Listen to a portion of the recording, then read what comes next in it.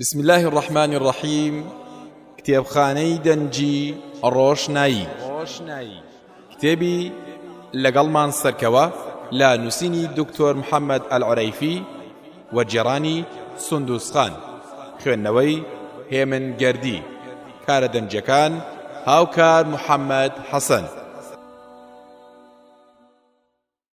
پێشکەشە بە پێغەمبەری ئازیز محەممەد صلی الله عليه وسلم و پێغەمبەرانی پێش ئەو کە تەمەنیان لەسەر ڕاستکردنەوەی بیر و باوەڕی خەڵکی بەڕێکردووە و خەڵکیان بانگ دەکرد بۆ خوددا بە تاکو تەنیا، بە هاوڵانی نازداری ڕەضی الله عنهم کە لە سەردەمی ئەوان گورگ و مەڕ بەیەکەوە ئاویان دەخواردەوە لە سایەی حکمی قورئان و یەکتاپەرستی و دادپەروەری بە هەموو یەکتاپەرستێک چ پیا و چ ئافرەت کە هەوڵ دەدا دیاردەکانی هاوبەشی دانان بۆ خوددا لەناو کۆمەڵگەی موسڵمانان بنە ببڕێت و بە نەرمونیانی و ئامۆژگاری و دڵسۆزی مەشخەڵی بانگەوازی کردنیان بۆ ڕێگای ڕاستی ئیسلام هەڵگرتووە، بەوانەی ئەو پەرتوکەت دەکردن و سوودی لێوەردەگرن و خەڵکی هاندەدەن بۆ کڕینی و سوود لێبینینی، بەوانەی لە چاپکردن و وەرجێڕانیدا یارمەتیان داوم و هانیان داوم. پێشەچی وەرجێڕ ژمارەی لاپەڕا 5. لە پاش سوپاس و ستایشی خوای گەورە درود و سڵاو لەسەر گیانی پێغەمبەری پاک صلی الله عليه وسلم و لەسەر یار و یاوەرانی و شوێنکەوتوانی تا ڕۆژی دوایی. اینجا کاتێ ئەم کتابم بە عەرەبیەکەی خوێندەوە زۆر کاری تێکردم، چونکە بەڕاستی ئەو بابەت و بیدعانەی تێدا باس کراون و چارەسەر کراون و هەر هەمووی گرفت و کێشەی ئیمانین کە لەناو کۆمەڵگەی خۆماندا بە شێوەیەکی بەرچاو و ئاشکرا هەنە کە مرۆ بەرەو شیرک و گوناهانی گەورە و زیانگاندن بە بیر و باوەڕ دەبن. بۆیە نیەتم هێنا و بەڵکو بە ئەرکی سەرشانی خۆمم زانی کە وەری گێڕمە سەر زمانی شیرینی کوردی لەگەڵ هەندێک دەستکاریەوە کە تیایدا گرنگیم بە واتاکەی داوە زیاتر لە تەرجەمەی حرفی. اینجا خوازیارم خوای گەورە لێمی وەرگرێ و بیخاتە تەرازووی چاکەکانم و خەڵکیش سوودی لێ ببین و ببێتە مای بنەبڕکردنی دیاردەکانی هاوبەشیدانان بۆ خودای بێ هاوتا. بۆیە هەر لە سەرەتاوە بەم شعری خۆم دەست پێ دەکەم. یەکتایی خوددا. یا ئیلاهی سەمیع البەصیر، جێگای مەبەستان عەلیم الخەبیر، بەجیان و بێجیان خەڵقی بوونەوەر، لە کڕنووشایە بۆ زاتی ئەکبەر، هەمویان ملکەت لەسەر ئەژنۆنە، وەستاون لەژێر کێفی تۆنە، ئەستێرە و فەلەک زەمینی مەدەد، ئەحەدون ئەحەد ئەچڕن بۆ سەمەد، هەناسەی ڕوەک لە خواپەرستی، گزارش دەکا لە تاکپەرستی، سەیرەکە گەردوون هەرچەندی تێدا، هەمویان ئاتی ڕەحمانی عەبدا، ئەو خۆرەی کە سەرچاوەی گەرمیە، هاودەم لەگەڵ مانگ چرای زەویە، بە شەو و بە ڕۆژ لە کار ناکەون، لە سەجدەن کل لەه قانیتون، جێپەنجەی خوددا کەما شاء الله، نەخش و نیگاری سەبح لله، ئەگەر ویستی بێ زستان و گەرما، سەرمەدەن ئیلا یەومی القیامە، بەڵام لە بەرزی زاتی ناوەشێ، چونکە ڕەحمەتی گرتە باوەشێ، بۆیە كل من عەلەیها فان، بێجگە لە خوددا بەشی نەمانە. تێبینی دانەری ئەم پەرتوکە داوا لە خەڵکی دەکات کە هاوکاری بکەن لە بڵاوکردنەوەی و نزای خێریان بۆ دەکات. هەر بۆیەش من دەستمدایە وەرجێڕانی، چونکە زۆر لە تاکەکانی میلەتی کوردی مسلمان لە عەرەبیەکەی حاڵی نابن، تاوەکو ئەوانیش لەم زانیاری و تێگەیشتانەی ناو ئەو پەرتوکە هەیە شارەزا و ئاگادار بن. خوێنەری بەڕێز، ئەم تڕاکە بە کۆتا هات. پێشەچی نووسەر. بە ناوی خوای گەورە و میهرەبان، سپاس و ستایش بۆ خوای گەورە و درود و سڵاویش بۆ سەرگیانی پێغەمبەری خوا صلی الله عليه وسلم. اینجا یەکەمیان بەغەمباریەوە هات لەلام دانیشت و وتی: مامۆستا، لە غەریبایەتی بێزار بووم، وتم بە ئومێدی ئەوەی کە خوای گەورە زوو بتگەڕێنێتەوە ناو کەس و کار و نیشتیمانت. ئاخێکی هەڵکێشا و گریا، لە پاشان وتی: سوێند بەخوا ئەی مامۆستا، ئەگەر دەزانی چەند شەیدای ئەوانم و ئەوانیش چەندە شەیدای منن. باوەڕ دەکەی ئەی مامۆستا کە دایکم زیاتر لە 4 میلی بڕیوە بۆی لەسەر مەزاری شێخ فران نزام بۆ بکات تاوەکو منی بۆ بگەڕێنێتەوە، چونکە ئەو پیاوچاکێکی پیرۆزە و نزاکانی گیرا دەبن و گیرێ کوێرەکان دەکاتەوە و گوێی لە داواکاریەکانە هەتا لە پاشمردنیشی. دووەمیان مامۆستای زانە عەبدوڵڵا بن جبریل بۆی گەڕامەوە وتی لەسەر بەرزایی عەرەفات بووین و خەڵکی ڕۆچوو بوون لە گریان و نزا و پاڕانەوە، هەموو جلی سپی ئیحراممان لەبەردا بوو، دەستەکانیشمان بۆ لای خوای گەورە بەرز کرابیەوە. لەو کاتانەدا کە ئێمە ڕۆچوو بووین لە ملکەتی و پاڕانەوە و داوای دابارینی سۆز و بەزەیی ئاسمانمان دەکرد. پیاوێکی پیر سەرنجی ڕاکێشام کە لە پیریان ئێسکەکانی نەرم ببوون، ولاشەی بێهێز ببوو، پشتی کۆما بوو دەیوت ئەی فڵانە وەلی خوا، داوات لێ دەکەم کە بەڵاکانم لەسەر لابەری و شەفاعەتم بۆ بکە و ڕەحمم پێ بکە. بەدەم ئەو پاڕانەوانە دەگریا و دەنووسایەوە. منیش دەتاوانە شڵەژام و چڕکەیەکم پێدا هات و هاوارم کرد و وتم لەخوا بترسە، چۆن بانجی بێزگەل لە خوددا دەکەی و داوای پێویستیەکانتی دەکەی؟ ئەم وەلیە وەکو تۆ دروست کراوە و بەندەیە، نەگوێی لێتەوە نەوەرامیشت دەداتەوە، داوا تەنها لە خودای تاک و تەنیا بکە. پیرەمێرد ڕووی تێکردم و پاشان وتی وازم لێبێنە.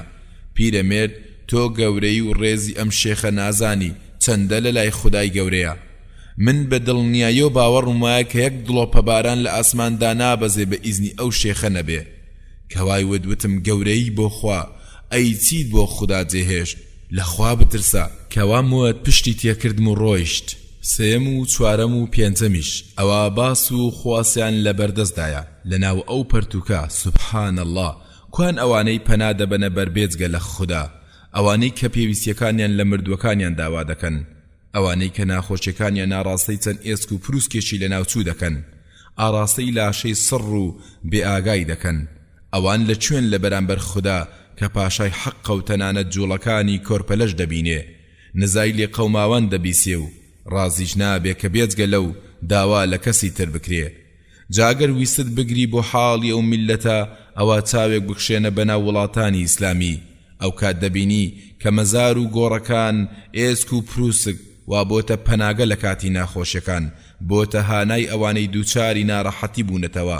بەداخەوە مناڵیان لەسەر ئەم بارە گەورە دەبێ و گەورەشیان لەسەری پیر دەبێ. ئەم نامیلکەیە چەند وشە و چرپەیەکن بۆ ئەوان، چەند گفتوگۆ و بانگەوازێکە بەڵکو هاوارە پاڕانەوە و لاڵانەوەی بۆ ئەوانەی وا خەریکە نوقم دەبن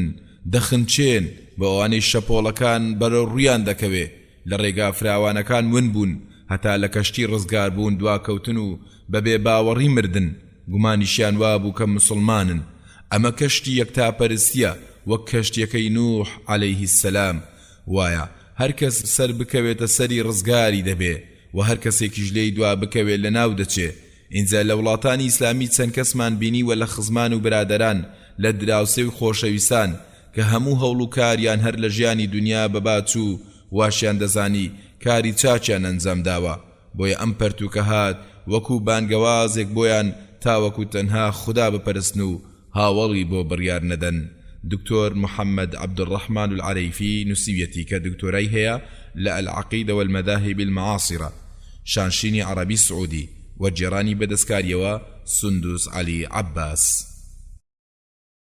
خوێنەری بەڕێز ئەم تڕاکە بەکۆتا هات. دەریای شەپۆڵ بە شەپۆڵ کەوتوو لاپەڕا دا. ئەو کات دنیا پڕی بوو لە هاوبەش بڕیاردەران مشریکان، ئەویان لە بتێک دەپاڕێتەوە، ئەوەی تر تکا لە گۆڕێک دەکات و ئەوەکەی تر ئادەمیزادێک دەپەرسێ، یەکێکی تر دارێک بە گەورە دەگرێ. پەروەردگاریان لەسەر ئەو حاڵە سەیری کردن و نەڕقی خۆی داباران دەسەریان و عەرەب و عەجەمی لەناو بردن، تەنها چەند یەکتاپەرستێکی ئەهلی کتاب نەبێ. لە نێوانیاندا گەورەیەک لە گەورەکان کە ناوی عەمڕو بن جەموح بوو کە بتێکی هەبوو بە ناوی مەناف کە ئاژەڵی بۆ سەر دەبڕی و کڕنوشی بۆ دەبرد.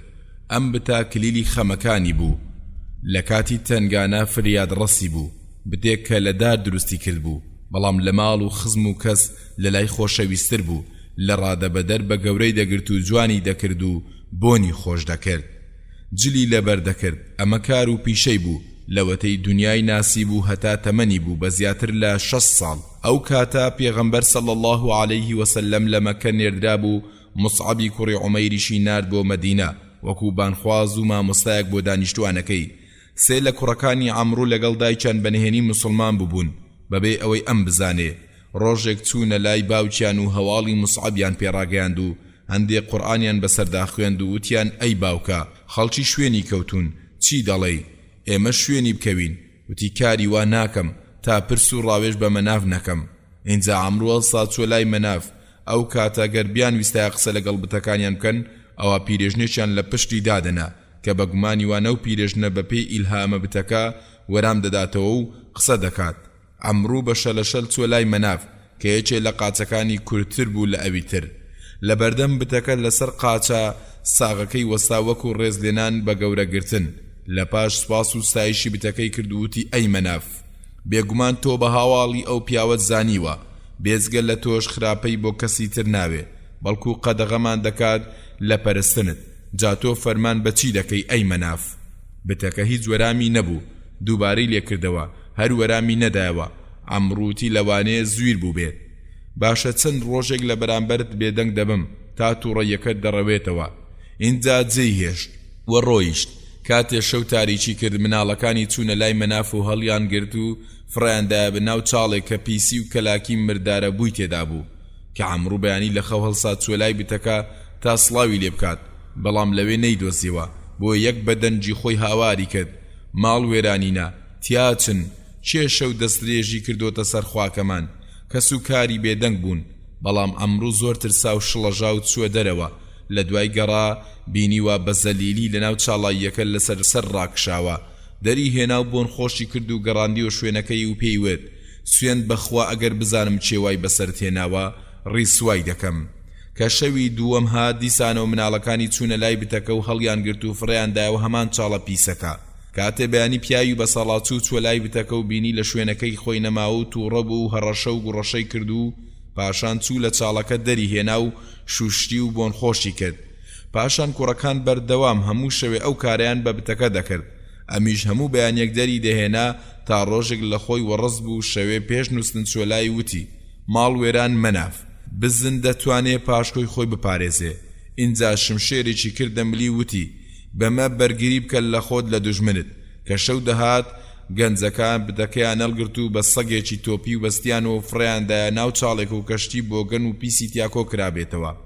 کە پیاوی پر لە خەو هەڵسا و یەکسەر بە دوای مەنافدا گەڕا کاتێ لەسەر ئەم حاڵەتەی بینی وتی خدایەک سەگ و ڕێوی میزی بکاتە سەری ڕیسوایە ئەو کەسەی سەگ میزی کردە سەری. اینجا مسلمان بوو هەمیشە لە گۆڕەپانی ئاین پەروەری پێشبڕکێی پیاوچاکانی دەکرد. ئەوەتە کاتێ مسلمانان ویستیان بستنە جەنجی بەدر مناڵەکانی نیان هێش باوچیان بچێ بەهۆی بەساڵاتچوونی و شەلینە زۆرەکەی. بەڵام ئەو سوور بوو لەسەر چوون بۆ تێکۆشان. بۆیە مناڵەکانی لە لای پێغەمبەر صلی الله عليه وسلم سکاڵایان لێ کرد و پێغەمبەریش صلی الله عليه وسلم فەرمانی بە عەمڕو کرد کە لە مەدینە بمێنێتەوە. بۆیە ئەویش لە مەدینە مایەوە. ئەو جارە کاتێ جەنجی ئوحود هات عەمڕو ویسی دەرسێ بۆ تێکۆشان بەڵام دیسان کوڕەکانی قەدەغەیان کرد کە زۆر فشاریان خستە سەر. عەمڕو چوە لای پێغەمبەر صلی الله عليه وسلم و دەردی خۆی بۆ باس کرد و وتی ئەی نێردراوی خوا کوڕەکانم دەیانێ لە دەرچوون لەگەڵ تۆ بۆ تێکۆشان قەدەغەم بکەن. پێغەمبەر صلی الله عليه وسلم فەرمووی تۆ لەلایەن خوداوە پاساوی شەرعیت هەیە. عەمڕووتی سوێند بەخوا من ئومێد دەکەم بەو شەلە شەلیەم بچمە بەهەشتەوە. اینجا پێغەمبەر صلی الله عليه وسلم ڕێگای پێدا کە دەرچێ بۆ جیهاد. ئەمیش چەکەکەی هەڵگرت و وتی خودایە شەهیدیم بە قسمت بکە و مەم گەڕێنەرەوە بۆ ناو خسم و کەسوکارم. کە گەیشتە گۆڕەپانی کوشتار و هەردوو لا بەیەک گەیشتن و نەڕڕەی پاڵەوانان بەرز بووە و تیرەکان هاوێژران. لەو کاتە عەمڕوو بەخۆی و شمشێرەکەی ڕاپەڕی و دای لە سوپای تاریکایی کوشتاری کرد و جەنگال لە دژی بتپەرستانە هەتا بێباوەڕێک بەرەو ڕووی هات و شمشێرێکی لێدا و بەهۆیەوە شەهیدی بۆ نووسرا و پاشان نێژرا و کۆچی کرد لەگەڵ ئەوانەی خوددا بەخششی لەگەڵ کردوون. پاش 46 ساڵ دوای ناشتنی و لە سەردەمی معاویە لافاوێکی تون دابەزیە سەر گۆڕستانی شەهیدانی ئوحود و خاچی گۆڕەکانی هەڵماڵی موسڵمانان خێرا ئێسک و پرووسکی شەهیدەکانیان گواستەوە کاتێک گۆڕی عەمڕ بن جەموحیان هەڵکەند و بینیان وەکو نووسوایە لاشەیەکی نەرم کە جومگەکانی دەنوشتانەوە زەوی هیچی لە لاشەی نەخواردبوو ئینجا ڕامێنە چۆن خوای گەورە بەخێر کۆتایی بە ژیانی هێنا کاتێک گەڕایەوە بۆ باوەشی حەق و ڕاستی لە پاشەوەی بۆی ڕوون بیەوە بەڵکو سەیری کە چۆن خوای گەورە ڕێز و پلە و پایی دەرخست هەر لە ژیانی دنیا پێش ژیانی دواڕۆژ کاتێ لا ئیلەهە ئیلا اللای بەجێگەیاند ئەو شەی کە سەر زەوی و ئاسمانەکانی پێدامەزراوە و خوای گەورە هەموو دروستکراوێشی لە دروست کردووە و خستویەتە ئاو و گڵی فیتڕەوە لا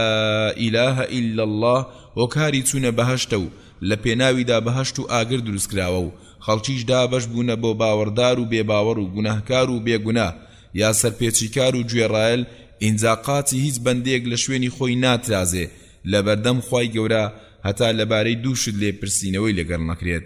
ئێوە چیتان دەپەرست و چۆن وەرامی پێغەمبەرانتان دایەوە خوێنەری بەڕێز ئەم تڕاکە بە کۆتا هات کەشتی ڕزگاربوون ژمارەی لاپەڕا 13 چەندین کەس لە مرۆڤەکان تیاچوون لەگەڵ تیاچوان شایستەی نەفرەت بوون تا ڕۆژی دوایی بەهۆی ئەوەی کە یەکتاپەرستیان بەجێ نەگەیاندبوو ئەڵڵا تاکە پەروەردگارە بەندە بێجگە لەو پشت بە کەسی تر نابەستێ و بۆ لای کەسی تر ناچێ و هەواداری کەسی تر نابێ بێجگە لەو لە کەسی تر ناترسێ و تەنها سوێن بە ناوی ئەو دەخوات و تەنها بۆ ئەو نەزر دەکات ئەمێ بەجێگەیاندنی گەواهیدانی لا ئیلەهە ئیلا الله بۆیە خوای گەورە دۆزەخی یاساخ کردووە لەسەر هەر کەسێک کە بە حەق و ڕاستی و توبێتی لا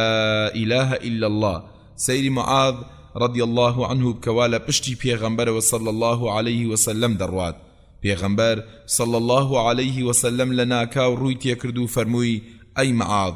ئایا دەزانی مافی خوای گەورە لەسەر بەندەکانی چییە و مافی بەندەکانیش لەسەر خوددا چین وتی خوددا و پێغەمبەرەکەی باشتر دەزانن فەرمووی مافی خوددا لەسەر بەندەکانی ئەوەیە کە بیپەرستن و هیچ هاوڵێکی بۆ بڕیار نەدەن و مافی بەندەکانیش لەسەر خوددا ئەوەیە کە هەر کەسێک هاوبەشێکی بۆ بڕیار نەدابێ ئازاری نەدات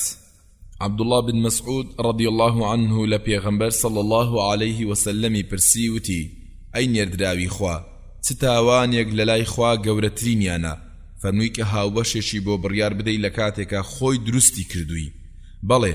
لە پێناوی یەکتاپەرستی خوای گەورە پێغەمبەرانی ناردووە و دەفەرمێت ولقد بعثنا في كل أمة رسولا أن اعبدوا الله واجتنبوا الطاغوت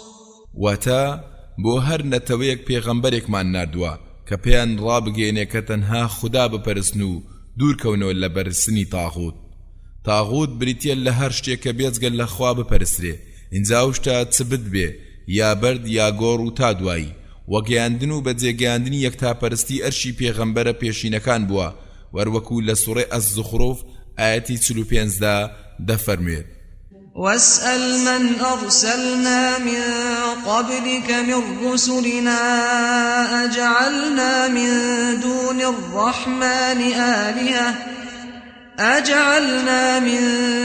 الرحمن آلهة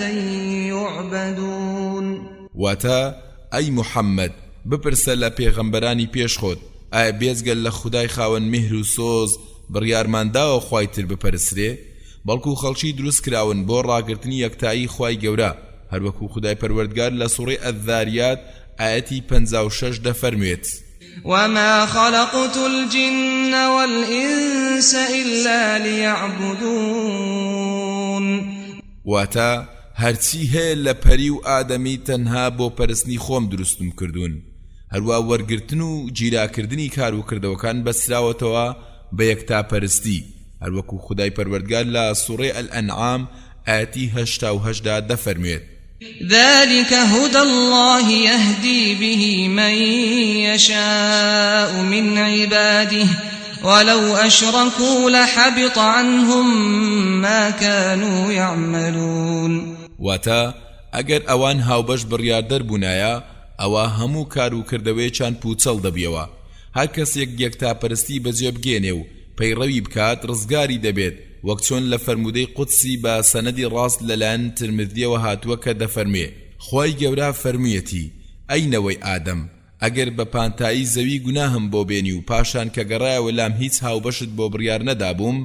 ئەوە منیش بەقەد پانتایی زەوی لێخۆشبوونت بۆ دێنم لەبەر گەورەی یەکتاپەرستی پێغەمبەران زۆر لە فەوتان و نەمانی دەترسان ئەوە تا گەورەی یەکتاپەرستان ئەو کەسەی بتەکانی تێکشکاند ئەو کەسەی کە دروستکاری کەعبەیە کە ئیبراهیم پێغەمبەرە عەلەیهیم السەلات داوا لە خودا دەکات هەروەکو لە سوڕەی ئیبراهیم ئاەتی 35 دا دەفەرموێت وإذ قال إبراهيم رب اجعل هذا البلد آمنا واجنبني وبني أن نعبد الأصنام واتا خدایا خۆم و نەوەکانم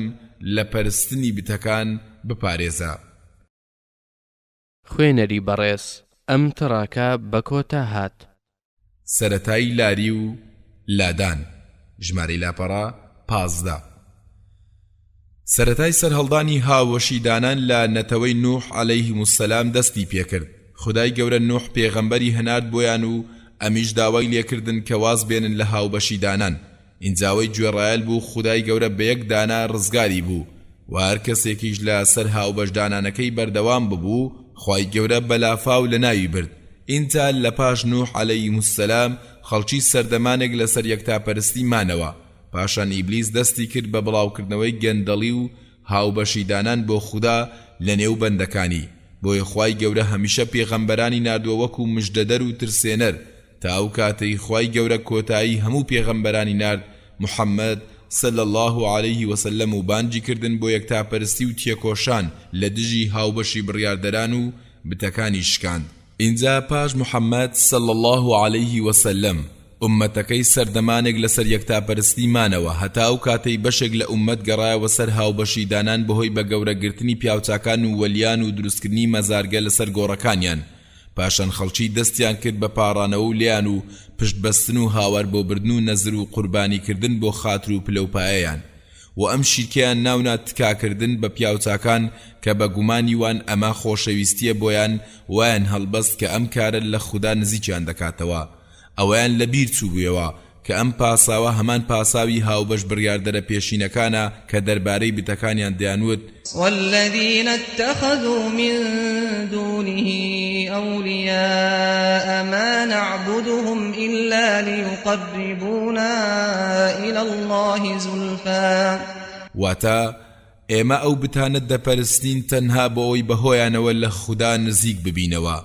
سیر لەوەدایە کە ئەگەر تۆ ئەو شیرکەی وان بەکارێکی خراپ گوزارش لێ بکەی پێت دەڵێن نەخێر ئێمە یەکتاپەرستین و تەنها خوای گەورە دەپەرستین.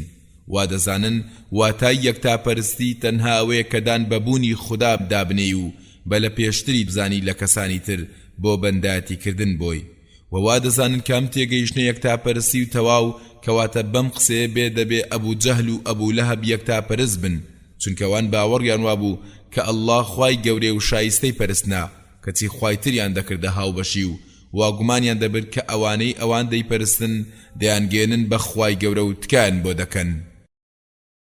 خوێنەری بەڕێز ئەم تڕاکە بە کۆتا هات. چیرۆکێک ژمارەی لاپەڕا 16. بەیهەقی بە سەنەدێکی حەسەن دەجێڕێتەوە کاتێ پێغەمبەر صلی الله عليه وسلم بەخۆی و بانگەوازەکەی دەرکەوت لە ناو خەڵکی بێباوەڕانی قوڕەیش هەوڵیاندا خەڵکی لێ دوورخەنەوە بۆیە وتیان جادوگەرە درۆزنە شێتە بەڵام بینیان کە شوێنکەوتوانی زیاد دەکەن و کەم ناکەن بۆیە ئەم جاریان کۆبوونەوە لەسەرەوەی بە ماڵی دنیا فریوی بدەن. هەڵسان حەسین بن المنظر الخەزاعیان ناردەلای پێغەمبەر صلی الله عليه وسلم کە یەکێک بوو لە گەورەکانی قوڕەیش. کاتێ حەسین چووە لای پێغەمبەر صلی الله عليه وسلم وتی ئەی محەممەد کۆمەڵی ئێمەت پەرتەوازە کردووە برایمانت شەت و پەت کردووە وات کردووە و وات کردووە جاگەر ماڵت دەوێ ئەوە هێندەت ماڵ بۆ کۆ دەکەینەوە کە لە هەمومان پارەدارتر بی واگەر مەبەستت ژنە ئەوە جوانترین ئافرەتت لێمارە دەکەین واگەر مڵکت دەوێ دەتکەین بە گەورە و پاشای خۆمان. بەردەوام بوو لەسەر قسە و فریودانەکانی و پێغەمبەری صلی الله عليه وسلم گوێی بۆ شل کردبوو کە لە قسەکانی بوویەوە پێغەمبەر صلی الله عليه وسلم پێی فەرموو ئەبا عیمران تەواو بووی لە قسەکانت؟ وتی بەڵێ فەرمووی باشە ئێستا وەرامی پرسیارەکانی من بدەوە. وتی بە ئارەزووی خۆت بپرسە. فەرمووی ئەی ئەبا عیمران تۆ چەند خوددا دەپەرستی؟ تی 7 کە 6یان لەسەر زەویە و ئەوی تر لە ئاسمانە. فەرمووی ئەگەر ماڵت لە ناو چوو بانجی کامیان دەکەی؟ وتی بانجی ئەوەی دەکەم کە لە ئاسمانە. فەرمووی ئەگەر باران نەباری بانجی کامیان دەکەی؟ وتی بانجی ئەوەی دەکەم کە لە ئاسمانە. فەرمووی ئەگەر مناڵەکانت برسی بوون بانجی کامیان دەکەی؟ وتی بانجی ئەوە دەکەم کە لە ئاسمانە. فەرمووی ئایا بەتەنها ئەوە وەرامت دەداتەوە یان هەمیان وەرامت دەدەنەوە؟ وتی بەڵکو بەتەنها وەرامم دەداتەوە. فەرمووی پێغەمبەر صلی الله عليه وسلم هەر ئەو بەتەنها وەرامت دەداتەوە، هەر ئەو بەتەنها بەخششت بەسەردادا دەڕێژێ کەچی لە سوپاسکردنیدا هاوبەشی بۆ دادنەی یان لەوە دەترسی کە ئەوانەی زەوی ئەوت لەسەر ساڵ بکەن؟ وتی نەخێر ئەوان دەسەڵاتیان لەسەر ئەو نییە. ئینجا پێغەمبەر صلی الله عليه وسلم فەرمووی ئەی حەسین مسلمان بە، چەند وشەیەکت فێر دەکەم کە خوا بەهۆیەوە سوودت پێدەگەێنێ. خوێنەری بەڕێز ئەم تڕاکە بە کۆتا هات. ڕاستیەک ژمارەی لاپەڕا 17. بەڵێ ئەوان لات و عوزایان دەپەرست بەڵام بە خودای بچووکیان دادەنا کە لە خودای گەورە ئەڵڵاه نزیکیان دەکاتەوە. جۆرەها بەندایەتیان بۆ ئەنجام دەدا تاوەکو لە لای خوای گەورە تکیان بۆ بکات. هەر بۆیە خدای پەروەردگار لە سوڕەی ئەز-زومەر ئاەتی 3 لەسەر زاریوان دەفەرموێت والذين اتخذوا من دونه أولياء ما نعبدهم إلا ليقربونا إلى الله زلفى. واتا ئێمە ئەو بتانە دەپەرستین تەنها بە ئەوەی بەهۆیانەوە لە خوددا نزیک ببینەوە. باوەڕیان هەبوو کە ئەڵڵا خۆی دروستکارە، ڕۆزی دەرە، ژێنەرە، مرێنەرە، وەک لە سوڕەی لوقمان ئاەتی 20 دەفەرموێت ولئن سألتهم من خلق السماوات والأرض ليقولن الله قل الحمد لله بل أكثرهم لا يعلمون. واتا ئەگەر لیان بپرسی کێ ئاسمانەکان و زەوی دروست کردووە دەڵێن ئەڵڵا، بەڵێ سپاس و سایش بۆ خوا بەڵکو زۆربەیان نەفامن. لا صحیحی بوخاری مسلیم هەیتریش هاتووە لە ئەبوو هورەیرەوە خوددا لێ ڕازی بێت دەجێڕێتەوە کە پێغەمبەر صلی الله عليه وسلم چەند سوارچاکێکی نارد ڕۆ و نەجد تا سەیرکەن و بزانن چی لە دەوروبەری مەدینە هەیە. لەو کاتێ ئەوان لەسەر ئەسپەکانیان دەگەڕان و دەسوڕان بەم لاو بەولادا پیاوێکیان بینی چەکی لە خۆ بەستووە و جلی ئیحرامی لەبەر کردووە و دەڵێ لەبەیک اللهم لەبەیک لەبەیک لا شەریکە لەکە لەبەیک. تەنها شەریکێکە خۆت خاوەنداری خۆی و مڵکەکەی دەکەی. بەردەوام ئەو بڕگەی دووبارە دەکردەوە. هاوڵان لێی چوونە پێش و لیان پرسی بۆ کوێ دەچی؟ تی بۆ مەککە، کە هاوڵان لە حاڵیان کۆڵیەوە بینیان لە لای ئاوەدانیەکەی موسەیلەمەی درۆزنەوە هاتووە، ئەو موسەیلەمەی کە بانگەشەی پێغەمبەراتی دەکات. بۆیە بەستیانەوە دەست و قاچیان کۆت و زنجیر کرد و بردیان بۆ مەدینە تاوەکو پێغەمبەر صلی الله عليه وسلم بیبینێ و بڕیاری لەسەر بدات. کە پێغەمبەر صلی الله عليه وسلم بینی بە هاوڵانی فەرموو ئایا دەزانن کێتان بەدیلگرتووە؟ ئەمە ثەمامەة بن الئەثالە، گەورەی بەنی حەنیفەیە. پاشان فەرمووی لە یەکێ لە دینگەکانی مزگەوتی بەسنەوە ڕێزی لێ بگرن. ئینجا پێغەمبەر صلی الله عليه وسلم چۆ ماڵەوە و هەرچی لا هەبوو کۆی کردەوە و ناردی بەوەی و فەرمانیشی کرد کە وشترەکەی ئالیشی پێ بدرێ و چاودێری بکرێ و بەیانیان و ئێواران پێی نیشان بدرێ. بۆیە هاوڵانیش ثەمامیان لە یەکێ لە دینگەکانی مزگەوت بەستیەوە. پێغەمبەر صلی الله عليه وسلم هاتە لای و پێی فەرموو چیت پێیە ئەی ثەمامە؟ تی خێرم پێیە ئەی محەممەد، ئەگەر بم کوژی خاوەن خوێنێک دەکوژی. مەبەستیەوە بوو کە کەس و کاری تۆڵەی خوێنەکەی دەکەنەوە. واگەر چاکەم لەگەڵ بکەیەوە چاکە لەگەڵ کەسێکی بە ئەمەک و سوپاسگوزار دەکەی. واگەریش ماڵت دەوێ ئەوە بە ئارەزوی خۆت داوا بکە. پێغەمبەر صلی الله عليه وسلم تا ڕۆژی دوایی جێی هێشت بۆ بەیانی دووبارە هاتووە لای و پێی فەرموو چیت پێیە ئەی ثەمامە؟ تیەوەی وتم هەر ئەوەم پێیە ئەگەر بم کوژی خاوەن خوێنێک دەکوژی. واگەر چاکەم لەگەڵ بکەیەوە چاکە لەگەڵ کەسێکی بە ئەمەک و سوپاسگوزار دەکەی. ئەگەریش ماڵت دەوێ بە ئارەزووی خۆت داوا بکە. دیسانەوە پێغەمبەر صلی الله عليه وسلم جێی هێشت بۆ ڕۆژی دواتر پاشان بۆ بەیانیاتەوە پێی فەرموو چیت پێیە ئەی ثەمامە دی هەر ئەوەم پێکەوتم اینجا کە پێغەمبەر صلی الله عليه وسلم بینی کە هیچ نیازێکی لە ئیسلام دانیا وێڕای ئەوەی کە نوێژی مسلمانانی بینی و گوێی لە قسە و باس و خواسیان بوو سەرەڕای ئەو هەموو ڕێز و گرتنەش فەرمووی ثەمامە بەڕەڵا بکەن ئەوانیش بەڕەڵایان کرد و شتەکەیان داوە و لێی گەڕان ثەمامەش چووە لای ئاوێکی نزیک لە مزگەوتەکەی و خۆی شۆری و پاشان هاتە مزگەوت و وتی ئەشهەدو ئەن لا ئیلاهە ئیلا الله وأن محمدا رسول الله پاشان وتی والله أي محمد لسر روي أو زاوية بتر لروي تو الرقم لهيز روي شيتر ندبيوا كتي إسا روي تو لهمو رخصارك للام شيرن ترا والله زاران هيت آينيكم أواندي آينكي تو رغلي ندبيوا كتي إسا لهمو آينكان للام خوشويسترا والله زاران هيت شاركم أواندي شاري تو رغلي ندبيوا كتي إسا لهمو شارك للام خوشويسترا پاشان وتی ئەی نێردراوی خوا کاتێ سوار چاکەکانی تۆ منیان گرت کە دەمویست عەمرە بکەم تۆ چی دەڵێی پێغەمبەر صلی الله عليه وسلم مژدەی خێر و خۆشی پێدا و فەرمانی پێکرد کە گەشتەکەی بۆ مەککە تەواو بکات و عەمرە بکات جا چیەوە مەککە و ئەم جاریان لەبەیکەی بە یەکتاپەرستی دەکرد و دەیوت لەبەیک اللهم لەبەیک لەبەیک لا شەریکە لەکە لەبەیک بەڵێ مسلمان بوونی خۆی ڕاگەیاندووتی ئەی خودایە لەژێر فەرمانتم و هاوڵت نییە هیچ گۆڕێک نییە لەگەڵ خوا بپەرسرێ هیچ بتێک نییە نوێژی بۆ بکرێ کڕنوشی بۆ بردرێ ثەمامە خوددا لێ ڕازی بێ بەم شێوەیە چوە مەککە و گەورەکانی قوڕیش کە گوێبیستی قسەکانی بوون هاتنە سەری کە دەیوت لەبەیکە لا شەریکە لەک یەکێکیان پێیوت ئایا بێباوەڕ بوویت و وەرگەڕاویت وتی نەخێر بەڵکو لەگەڵ محەممەد صلی الله عليه وسلم مسلمان بووم وستیان ئازاری بدەن بەڵام هاواری کرد لەسەریان وتی نەخێروا ناکەن والله یەک دەن کە گەرمتان لە یەمامە بۆ نایەت تاوەکو پێغەمبەر صلی الله عليه وسلم ڕێگە نەدات ئەوان ئەڵڵایان زیاتر بە گەورە دەگرت لە بتەکانیان بەڵام تو خوددا پێم بڵێن جداوازی چییە لە نێوان هاوبەشدانانی ئەبوو جەهل و ئەبوو لەهەب لەگەڵ ئەوانەی ئەمڕۆ لە لای گۆڕی قوربانی دەکەن یان لەگەڵ ئەوانەی لە بەردەرگای مەزارێک کڕنوش دەبەن و ئاژەڵی بۆ سەردەبڕن و بە دەوریدا دەسوڕێنەوە و یا لە لای ئارامگەی وەلیەک بە زەلیلی و ملکەچی دەوەستێ و لە حوزوریدا سەری شۆڕ دەکاتەوە و داوای پێویستیەکانی و لابردنی بەڵاکانی لێ دەکات تکا لە ئێسک و پروسکی لە ناوچوو دەکات دەپاڕێتەوە تا شیفای نەخۆشیەکەی بدات یا کەس و کاری بە سەلامەتی لە گەشتەکەی بۆ بگەڕێنەوە سەیرە لە کاتێکدا خوددا دەفەرموێ لە سوڕەی ئەلئاعراف ئایەتی 194 إن الذين تدعون من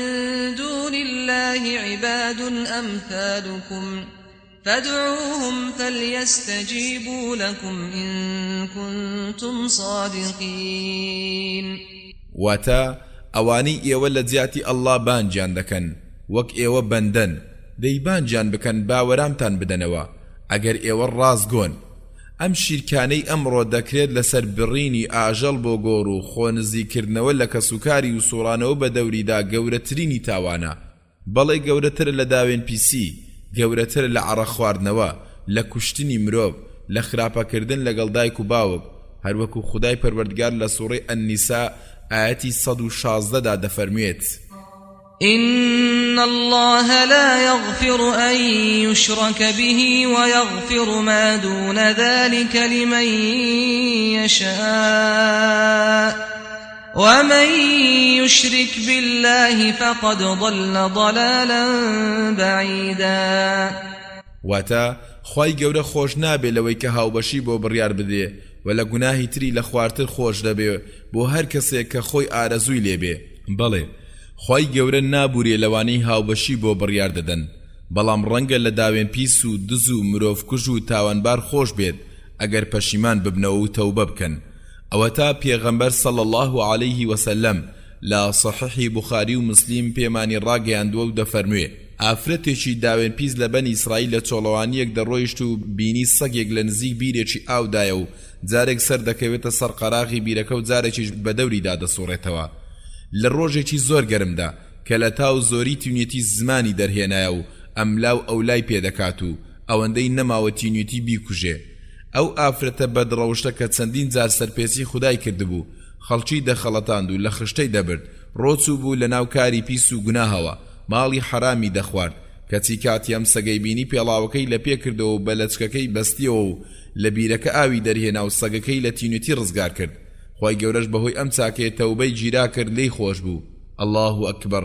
خی گەورە لی خۆش بوو بەچی ئایا شەو نوێژی دەکرد بە ڕۆژوو دەبوو ئایا لە پێناو خوددا کوژرا بوو نەخێر بەڵکو تەنها هەندێک ئاوی بە سەجێکدا بوو لە بەرامبەریدا خی گەورە لی خۆش بوو ڕاستە نقمی سەرپێچی و تاوان بوو بەڵام نەوەلیەک نەگۆڕی پیاوچاکێکی نەکرد بووە هاو بەش بۆ خوددا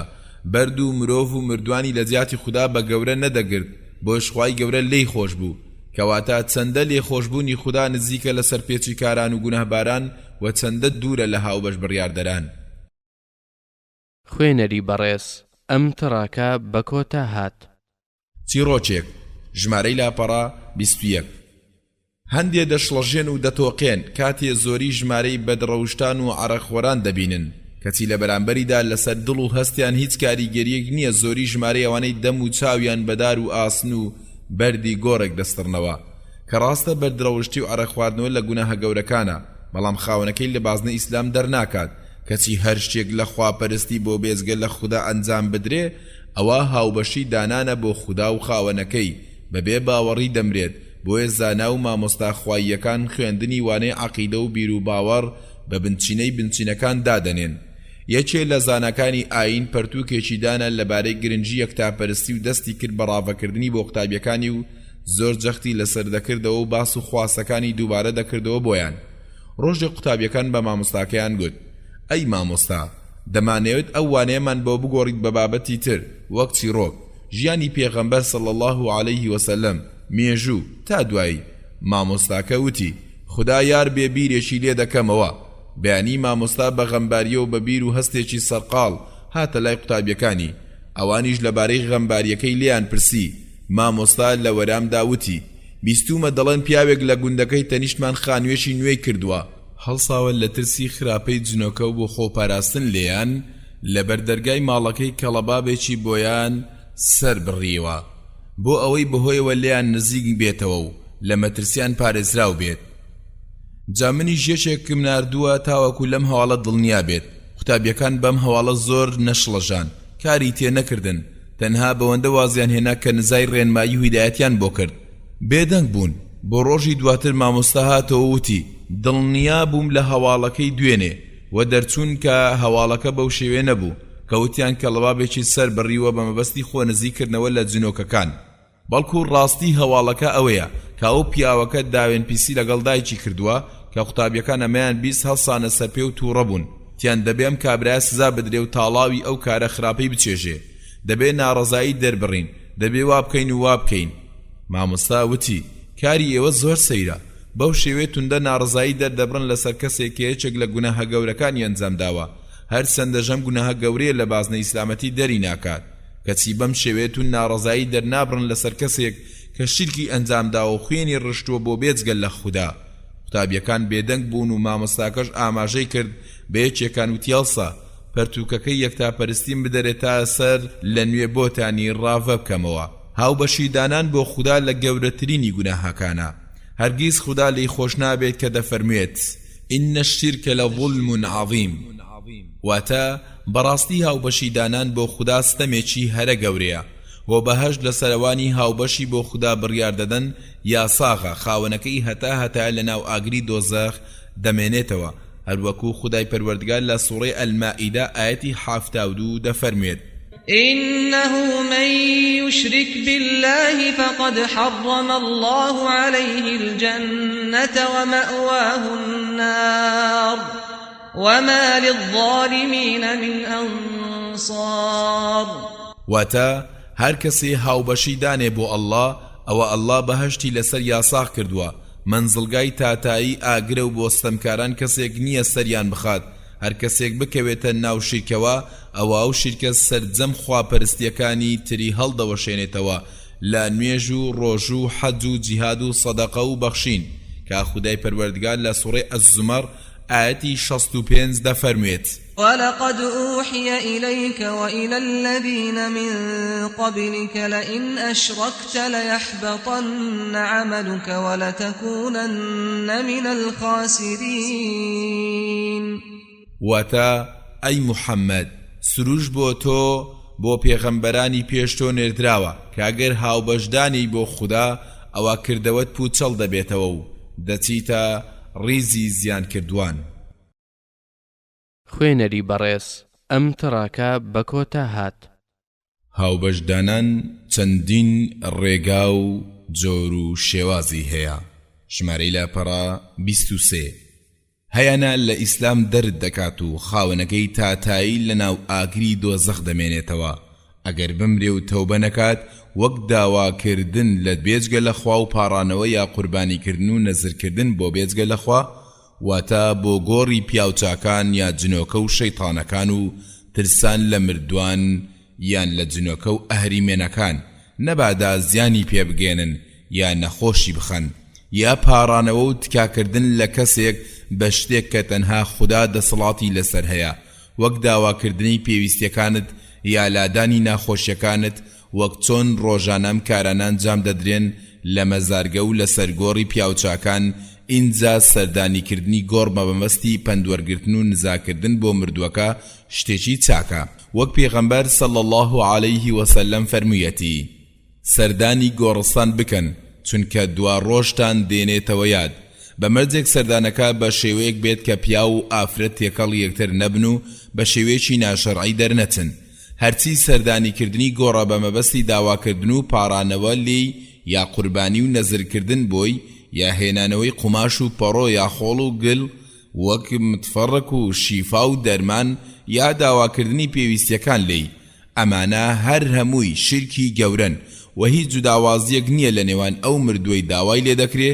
پێغەمبەرە یا وەلیە و پیاوچاکە ئەوانە هەمویان مرۆڤن و زیان و سوودیان هەتا بۆ خۆیان پێ نییە ئەوەتە خوا بە خۆشەویستترین و دروستکراوەکانی کە محەممەدە صلی الله عليه وسلم لا سوڕەی الأعراف ئاەتی 188 دەفەرموێت قل لا أملك لنفسي نفعا ولا ضرا إلا ما شاء الله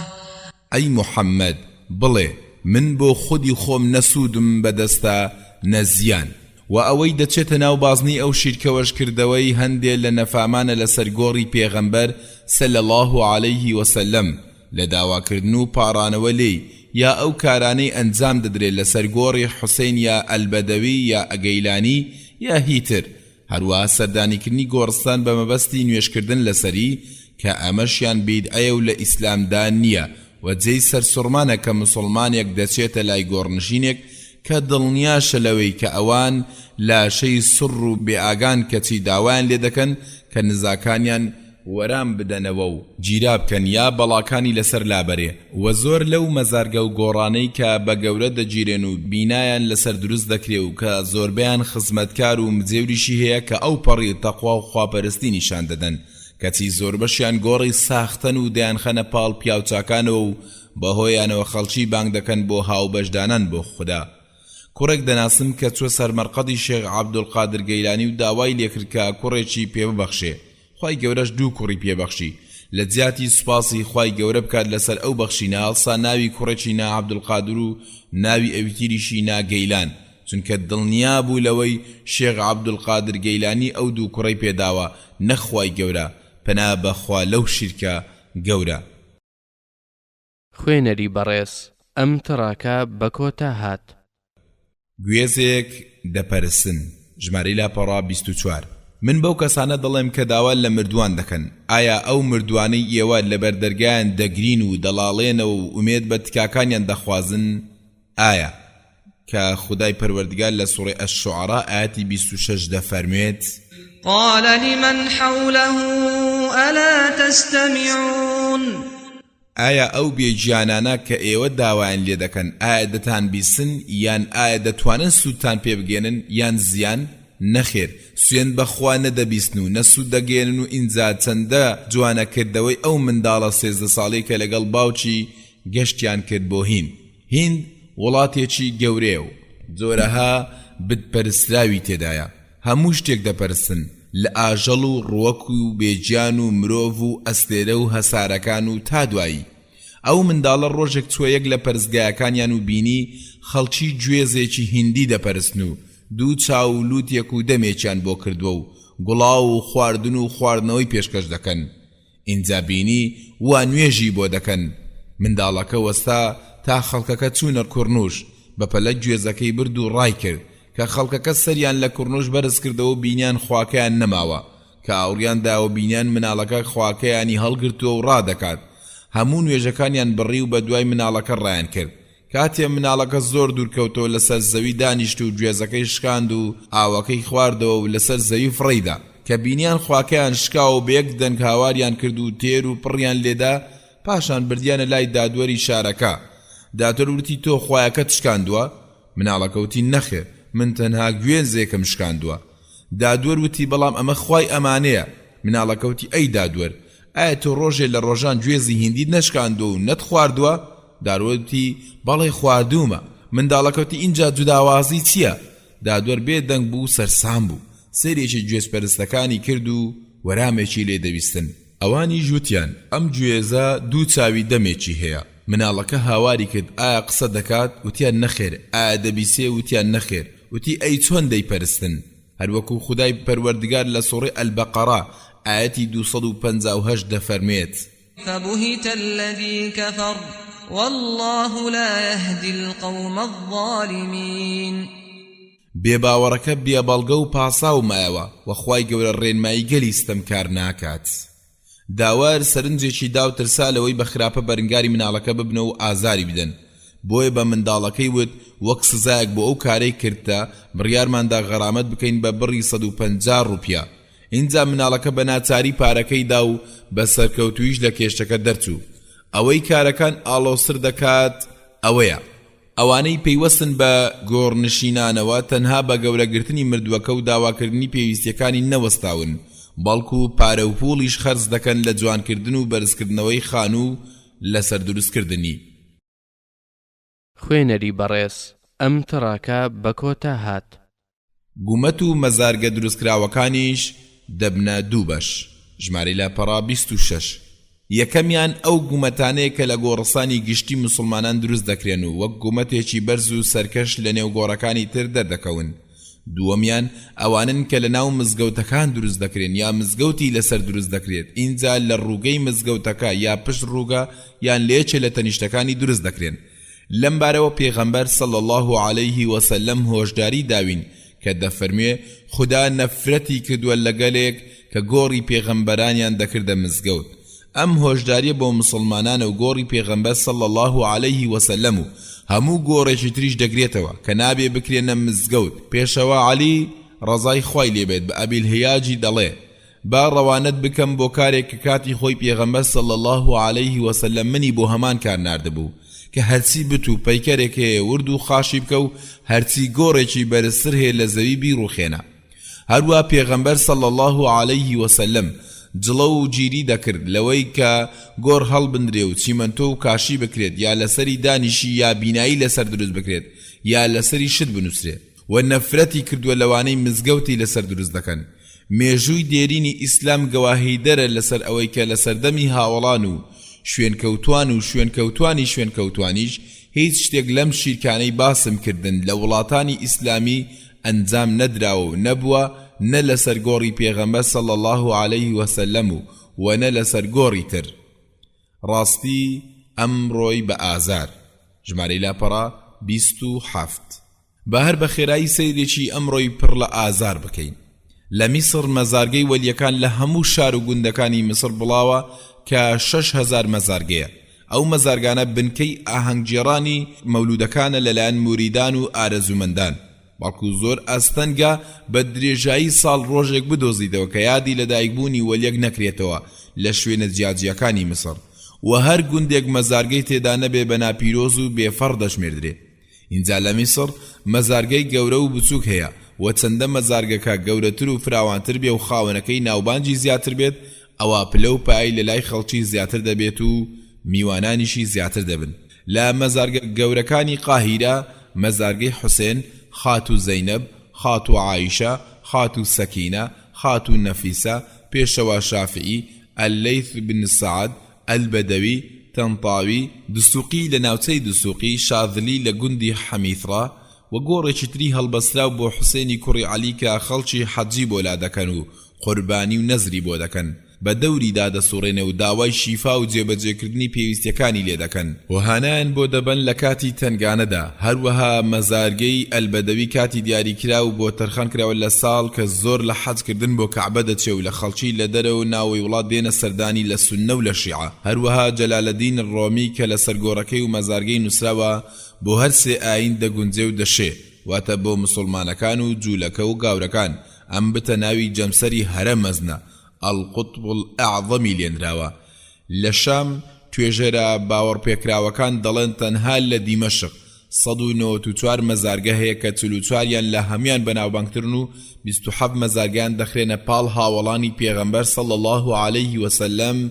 لە دیمەشق مەزارگەیەک هەیە بۆ سەری یەحیا پێغەمبەر صلی الله عليه وسلم کە دەکەوێتە مزگەوتی ئەمەوی.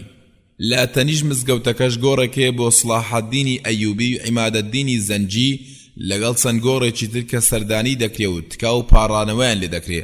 هەر لە سووریا مەزارگەی محەددین بن عەرەبی کە خاوەنی پەرتووکی فسوس الحەکەمە کە پیاوێکی گومڕا و بەدکار بووە. لە تورکیا زیاتر لە 481 مزگەوت هەیە و باوەڕ ناکەم یەک مزگەوت هەبێ بەبێ مەزارگە. بەناو باکترینیان ئەو مزگەوتەیەکە لەسەر ئەو گۆڕە دروستکراوە کە دەخرێتە پاڵ ئەبوو ئەیوبی ئەنساری لە قوستەنتینیە. لە هێند زیاتر لە 150 مەزارگەی بەناوبانگێک کە بە هەزاران کەس پەیڕەویان دەکەن و دوایان کەوتون. لە عێراق تەنها لە بەغداد زیاتر لە 150 مزگەوت هەیە، لەوانە نییە یەک مزگەوتیش بەبێ مەزارگە هەبێ. و لە مووسڵ زیاتر لە 76 مەزارگەی بەناوبانگ هەیە و هەمیان لە ناو مزگەوتەکان و ئەمانە و چەندین مەزارگەی تر لە مزگەوتی تر و مەزارگەی بەتەنیا. و لە کوردستانی عێراقیش چەندین گۆڕی پیاوچاک و مەزارگە هەن، وەک مەزارگەی سوڵتان مزەفەر کە لە ناو جەرگەی شاری هەولێرە و هەموو ڕۆژێک مەولودی ناشەرعی لێ دەخوێنرێتەوە. هەروەها مەزارگەی بابە گورگر کە خەڵکی بۆ داواکردنی منداڵ دەستنە زیارەتی بەتایبەتی بۆ کوڕ کە دەڵێن بابە گورگر هاتم بۆ کوڕ. هەروەها مەزارگەی تریش هەن لەوانە ستیمام، عوزێر پێغەمبەر، شێخی چۆلی، شێخ محەممەدی خۆراسان دەیانی تر. ئەمانە تەنها لە شاری هەولێر، خۆ ئەگەر بچیتە شارەکانی ترەوە هەر سەرسام دەبی لە زۆری ژمارەی مەزارگەکان کە خەڵکی بەدەست و دیاریەوە دەستنە سەردانیان بۆ مناڵ و مەراز و بۆ نەخۆشی کە بە دەوریاندا دەسوڕێنەوە و لیان دەپاڕێنەوە و پشتا و پشت لیان دەستنە ژوورەوە وەک ڕێزلێنان و شەرم و ترسان لیان و مەرقەدەکانیان دەهەژێنن و دەگرین و دەڵاڵێنەوە. اینجا لە هەمووی سەیرتر دیوارەکانیانە کە شوێنێکی تایبەتی لێتەرخان دەکەن کە نازانم چ مادەیەکیان لێداوە. خەڵکەکە هەڵدەستن پارەی ئاسن یا بەردی پێوە دەنێن. ئەگەر پارەکە بە دیوارەکەوە نووسا ئەوە واتای ئەوەی مرازی دڕاوە. 2 جار و 3 جار ئەم کارە دووبارە دەکەنەوە. یا لە هەندێک مەزارگە جۆلانەیەکیان هەڵواسیوە کە لە پەڕۆ دروست کراوە، بەردی فڕێ دەدەنە ناوی. جاگەرە و جۆلانەیە لەریەوە واتای ئەوەیە مرازی دراوە. یاخود پارچە قوماشی تەنگ دەهاوێن بۆ بنمیچی سەقف و ژوورەکە و چەند جارێک ئەم کارە دووبارە دەکەنەوە. ئەگەر بیگرێ کە بێگومانیش دەیگرێت چونکە بنمیچەکە یان زۆر پیسە و پڕیەتی لە هێلانەی جاڵجاڵۆکە یان لە سەقفەکە شیشەیەکیان وەکو شێوەی گۆپاڵ خوار کردوتەوە یان سەرەکەی زۆر تیژە و خۆماشەکەی پێوە دەنووسێ. ئەو کاتا دەڵێن مرازمان درا. ئەمانە و چەندین کردەوەی ناشەرعی و دوور لە یاسای ئیسلام و ڕێبازی ڕاست لەناو ئەو مەزارگە و ئارامگەی پیاوچاکانە ڕوودەدات. ئەرکی سەرشانی هەمومانە کە بە هەموو لایەک هەوڵ دەین ئەو دیاردە شیرکیانە نەهێڵین، بەڵام لەسەر حکومەت و دەسەڵاتداران فەرز و واجبە کە ئەو کارانە قەدەغە و یاساغ بکەن و ئەنجامدەرانی سزا بدرێن. هەروەها دەستگا ڕاگەاندنەکانیش لەسەریان پێویستە کە لەم بارەوە خەڵکی هۆشیار بکەنەوە، بەڵکە بە هەمومانە و دیاردانە لەناو بەرین و بگەڕێنەوە باوەشی یەکتاپەرستی. لە هیند گۆڕی شێخ بەهائەدین زەکەریال ملتانی بۆ تەم مەزارگە و جۆرەها پەرستشی لێ ئەنجام دەدرێ وەک کوڕنوش بۆ بردن و نەزر بۆکردن و تا دوایی. لە پاکستانیش مەزارگەی شێخ عەلی هجووری لە لاهور کە یەکێکە لە گۆڕە گەورە و بەناوبانگەکانە جۆرەها شرکی لێ ئەنجام دەدرێ. پەنا بەخوا ئەوەی جێی سەرسوڕمان ئەوەیە کە خەڵکی خەڵەتاون بەم گۆڕانە کەچی لە ڕاستیدا زۆربیان گۆڕی هەڵبەستراون و ڕاستەقینە نین. ئەوەتە حوسێن خوددا لێ ڕازی بێ لە قاهیرە گۆڕێکی هەیە و لە ئاسقەڵانیش گۆڕێکی تری هەیە و لە سەرلووتکەی سیای جەوش لە ڕۆژهەڵاتی حەلەب مەزارگەیەکێ کە دەخرێتە پاڵ سەری حوسێن خوددا لێ ڕازی بێت گوایە سەری لەوێ نێژراوە کەچی چەندین شوێنی تریشەنە کە دەڵێن سەری حوسێنی تێدایە وەک لە دیمەشق لە حەنانە لە نێوان نەجەف و کوفە لە مەدینە لای گۆڕی فاتیمەی دایکی خوددا لێیان ڕازی بێ هەروەها لە نەجەف لە تەک ئەو گۆڕی دراوەتە پاڵ عەلی و باوکی خوا لێیان ڕازی بێت گۆڕێکی تری دەخرێتە پاڵ لە کەربەلاش کە دەڵێن لەوێ سەرەکەی گەڕێنراوەتەوە بۆ لاشەکەی سەبارەت بە خاتو زەینەب کچی عەلی خوددا لێیان ڕازی بێت کە لە مەدینە کۆچی دوایی کردو لە بەقیع نێژراوە کەچی گۆڕێکی لە دیمەشق دەخرێتە پاڵ کە لەلایەن شیعەکان و دامەزراوە هەروەها ئارامگەیەک دەخرێتە پاڵ لە قاهیرە کە جەماوەرەکەی لەوەی تر کەمتر نییە کەچی هیچ پەرتووکێکی مێژووی باسی ئەوە ناکەن کە لە ژیانیاندا یا لە دوای مردنیان هاتبێتە میسر لە ئەسکەندەریە خەڵکەکە بە تەواوی باوەڕیان وایە کە ئەبوو دەردا خوددا لێ ڕازی بێت نێژراوە لە ئارامگەیی کە خراوەتە پاڵی لە شارەکەی ئەوان کەچی ئەهل العلم ئەو بە تەواوی ڕەت دەکەنەوە کە ئەو زاتە لەو شارە نێژرابێ بە هەمان شێوە ئارامگەی خات و ڕوقیەی کسی پێغەمبەر صلی الله عليه وسلم لە قاهیرە کە خەلیفەی فاتیمی فەرمانکرد بە حکمی خوا دایمەزراندووە هەروەها بە هەمان شێوە ئارامگەی خات و سەکینەی کسی حوسێن بن عەلی خوددا لێیان ڕازی بێت هەیە و لە بەناوبانگترین ئارامگەکان ئارامگەی عەلی بن ئەبی تاڵیبە خوددا لێیان ڕازی بێت لە نەجەف لە عێراق کە گۆڕێکی هەڵبەسراوە چونکە پێشەوە عەلی لە کۆشکی فەرمانڕەوایی لە کوفە نێژراوە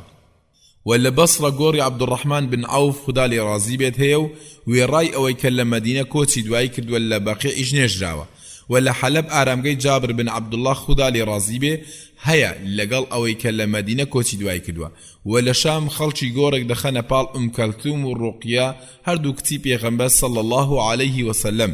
لەگەڵەوەی کە هەردووچان خێزانی عوثمان بن عەفانن خوددا لێیان ڕازی بێت و لە مەدینە کۆچی دوایان کردووە و هەر لە ژیانی پێغەمبەر صلی الله عليه وسلم بەدەستی پیرۆزی خۆی هەردووچانی لە گۆڕستانی بەقیع ناشتووە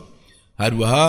لە گۆڕە هەڵبەسراوەکان ئەو گۆڕەیە کە دەخرێتە پاڵ هود عليه السلام لە مزگەوتی دیمەشق کەچی بە کۆی دەنجی ئەهل العلم هود هەرگیز نەهاتووە بۆ شام لە هەمان کاتدا گۆڕێکی تری دەخرێتە پاڵ لە حەضر المەوت هەروەها لە حەضر المەوت گۆڕێک دەخەنە پاڵ صالح پێغەمبەر عليه السلام وێڕای ئەوەی کە لە حیجاز کۆچی دوایی کردووە هەروەها گۆڕێکی تری دەخەنە پاڵ لە یافا لە فەڵەستین بە هەمان شێوە مەزارێکی تری لێیە بۆ ئەیوب عليه السلام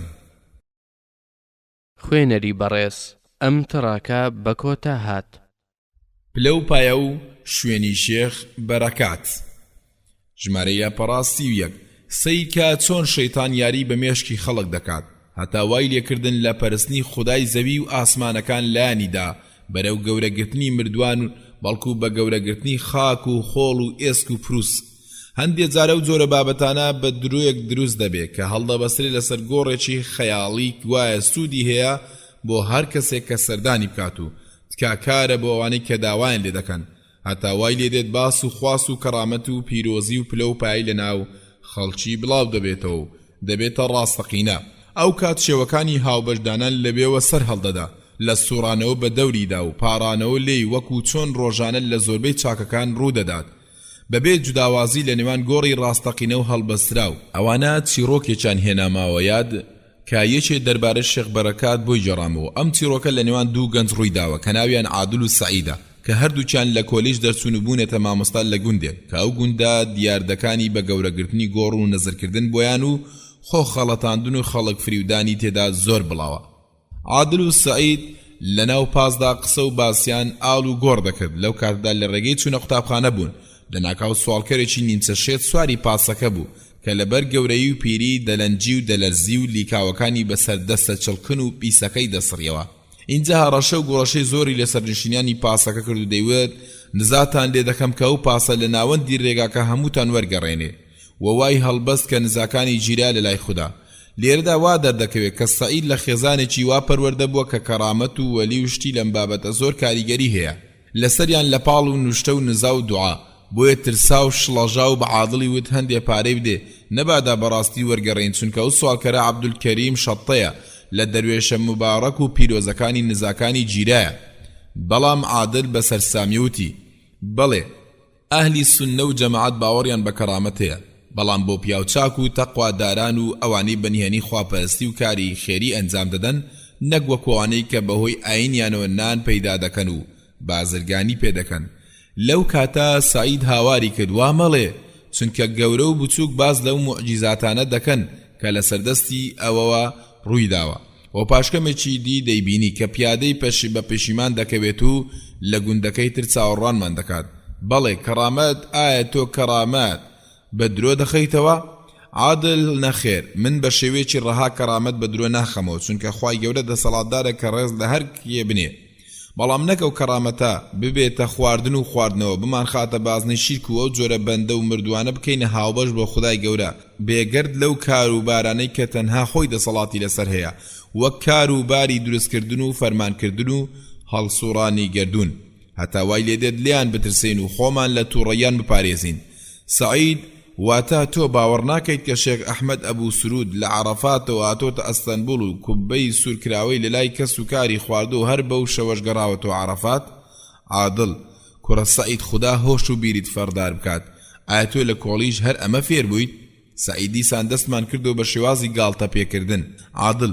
من گاڵتەت پێ ناکەم، بەڵام نەک قسە و هەڵبەسراوی خەڵکت لەلا بێتە ڕاستەقینە و وەک ئەوەی لە ئاسماندا بە زیوێ و شانی ڕەخنە و کەم و کورتی نەبێ. سعید بەڵام ئەو کەرامەتانە تەنها خەڵکی نەخوێندەوار ناجێڕنەوە، بەڵکو شێخە گەورەکانن کە زۆربەی ئەو باسانە دەجێڕنەوە سەبارەت بە کەرامەتی گۆڕنشین و پیاوچاکان. عادل باشە سعید، ڕاچی ئەگەر بە کردار بۆتی بسەلمێنم کە زۆربەی ئەو ئارامگە و مەزارگانە درۆ دەلەسەن و ڕاستەقینە نین، نەگۆڕ هەیە و نەگۆڕنشین و نەوەلی، بەڵکو تەنها قسەی هەڵبەستراوە و لەناو خەڵکی بۆتە ڕاستی. سعید شڵەژاوتی پەنا بەخوا، پەنا بەخوا. پاش دۆزێک بێدەنجی پاسەکە گەیشتە فلکەی دەروازەی گوندەکە. اینجا عادل ڕووی لە سعید کردووتی ئای لەو فلکەیە. سعید هیچ گۆڕێک یا مەزارگەیەک یا ئارامگەیەک بۆ هیچ وەلیەک هەیە؟ سعید نەخێر. جا دەچێتە عەقڵی کەس کە وەلیەک لەسەر ڕێگا و فلکەیەک بنێژرێ؟ عادل باشە ڕاچی ئەگەر لە ناو خەڵکی گوندی بڵاومان کردەوە کە لەو فلکەیە گۆڕێکی کۆن هەیە بۆ پیاوچاکێک، بەڵام زانیاریەکان دەربارەی ون بوون و کۆن بوون و هەر لە خۆمانەوە چەند چیرۆکێک هەڵدەبەستین لەسەر کەرامەتەکانی و نزاک گیرابوونی لەلای و بزانین ئایا خەڵکی باوەڕدەکەن یان نا. و من دڵنیام لەوەی خەڵکی ئەم درۆیە بەڕاز وەردەگرن و لەوانەیە لە ساڵی داهاتوو ئارامگەیەک یا مەزارگەیەکی گەورەی بۆ دروست بکەن و لە جیاتی خوددا داوا لەو بکەن کەچی لە ڕاستیدا هەر خاک و خۆڵە و ئەگەر هەتا ژێری زەویش هەڵکەنن هیچ نادۆزنەوە. سعید کاکە لەو شتانە گەڕێ، وا دەزانی خەڵکی بەو ڕادەیە جێڵ و نەفامن؟ عادل باشە تۆ چ زیان دەکەی ئەگەر هاوکاری بکەی یان تۆ لە ئەنجامەکەی دەترسی؟ سعید نەخێر ناتەسم، بەڵام باوەڕم نایە. عادل کەواتە تۆ نیمسە ڕازیت، ڕات چیە ئەگەر ناو لەو شێخە خەیاڵە بنین شێخ بەرەکات؟ سعید باشە بابە ئارەزووی خۆت بێ. اینجا عادل و سعید ڕێکەوتن لەسەر بڵاوکردنەوەم درۆی بە شێوازێکی هێمنانە لە ناو هاوڕێ مامۆستاکانیان لە قوتابخانە و لە لای سەرتاشەکان، چونکە شوێنی سەرتاشین لە گرنگترین هۆکارەکانی ڕاگەاندنە. کاتێک گەیشتنە گوێن چوونە دوکانی سەلیم سەرتاش و دەستیان کرد بە باسی وەلیەکان و گوایە یەکێ لەو وەلیانە لە پێش چەندین ساڵ نێژرا و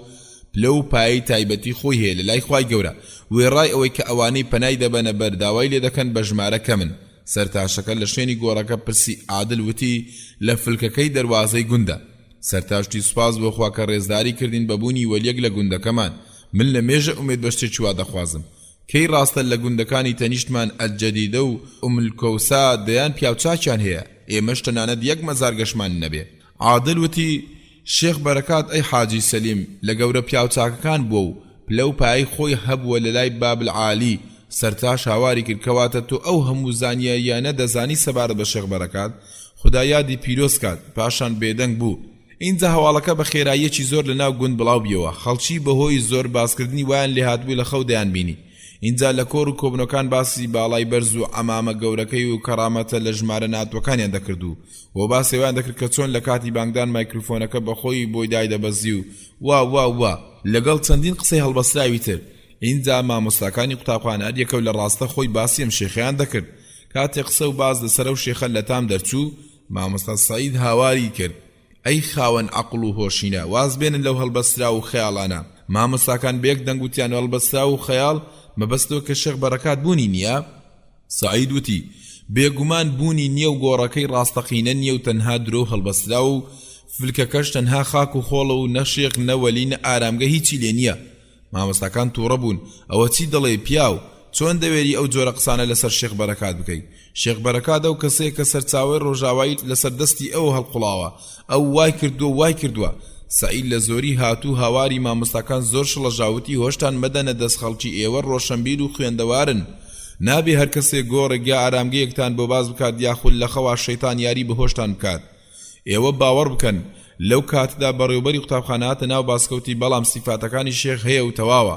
ئایا ڕۆژنامەی دوێنێت نەخوێندەتەوە چی نووسیوە؟ سعید سەرسام بوو وتی هەتا ڕۆژنامە باشە چی نووسیوە؟ بەڕێوەبەر وتی لەژێر ناونیشانی دۆزینەوەی ئارامگەی شێخ بەرەکات نووسیویەتی. دەڵێ شێخ بەرەکات خوددا یادی پیرۆزکات لە ساڵی 1100 هیجری لەلایک بوو و لە پشتی گەورەمان خالید بن وەلید و لە بەردەستی زۆر لە زانانی وەک فڵان و فیسار خوێندوێتی. لەگەڵ سوپای تورک بەشداری کردووە لە جەنگەکان لە دژی خاچپەرستەکان. لە یەکێ لە شەڕەکان لە ناو گەرمەی شەڕەکەدا شێخ تووڕە دەبێ و بە دەمی فویەک دەکات و باو گەردەلوولێکی گەورە دەنێتەوە کە سوپای خاچپەرستان لول دەدات و بە بەرزی 100 مەتر بۆ ئاسمان بەرز دەیان دەکاتەوە و دواتر بەردەبنە و دەکەونە ناو خوێنی خۆیان و دەمرن.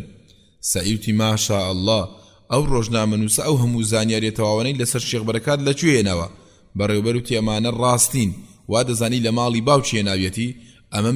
مێژووە. سعیدی بەڵام ئەمە بانگەشەیە و پێویستی بە بەڵگە هەیە. بەڵگەش لەسەر ئەو کەسەیە کە بانگەشەی بۆ شتێک دەکات و لەسەر من و تۆ ژەوێت کە لە ڕاستی ئەم بانگەشەیە دڵنیابین. ئەگەر نهار کەسێک بێوێ بۆ خۆی سەبارەت بە گۆڕی وەلی و پیاوچاکان چیرۆ گەڵبەستێ و بانگەشەی بۆ دەکات. اینجا سعید هاواری کرد ئەی برادەران من بە ڕاشکایی دەڵێم پلە و پایە و ئارامگەی شێخ بەرەکات شتێکی دروستکرا و هەڵبەستەیە.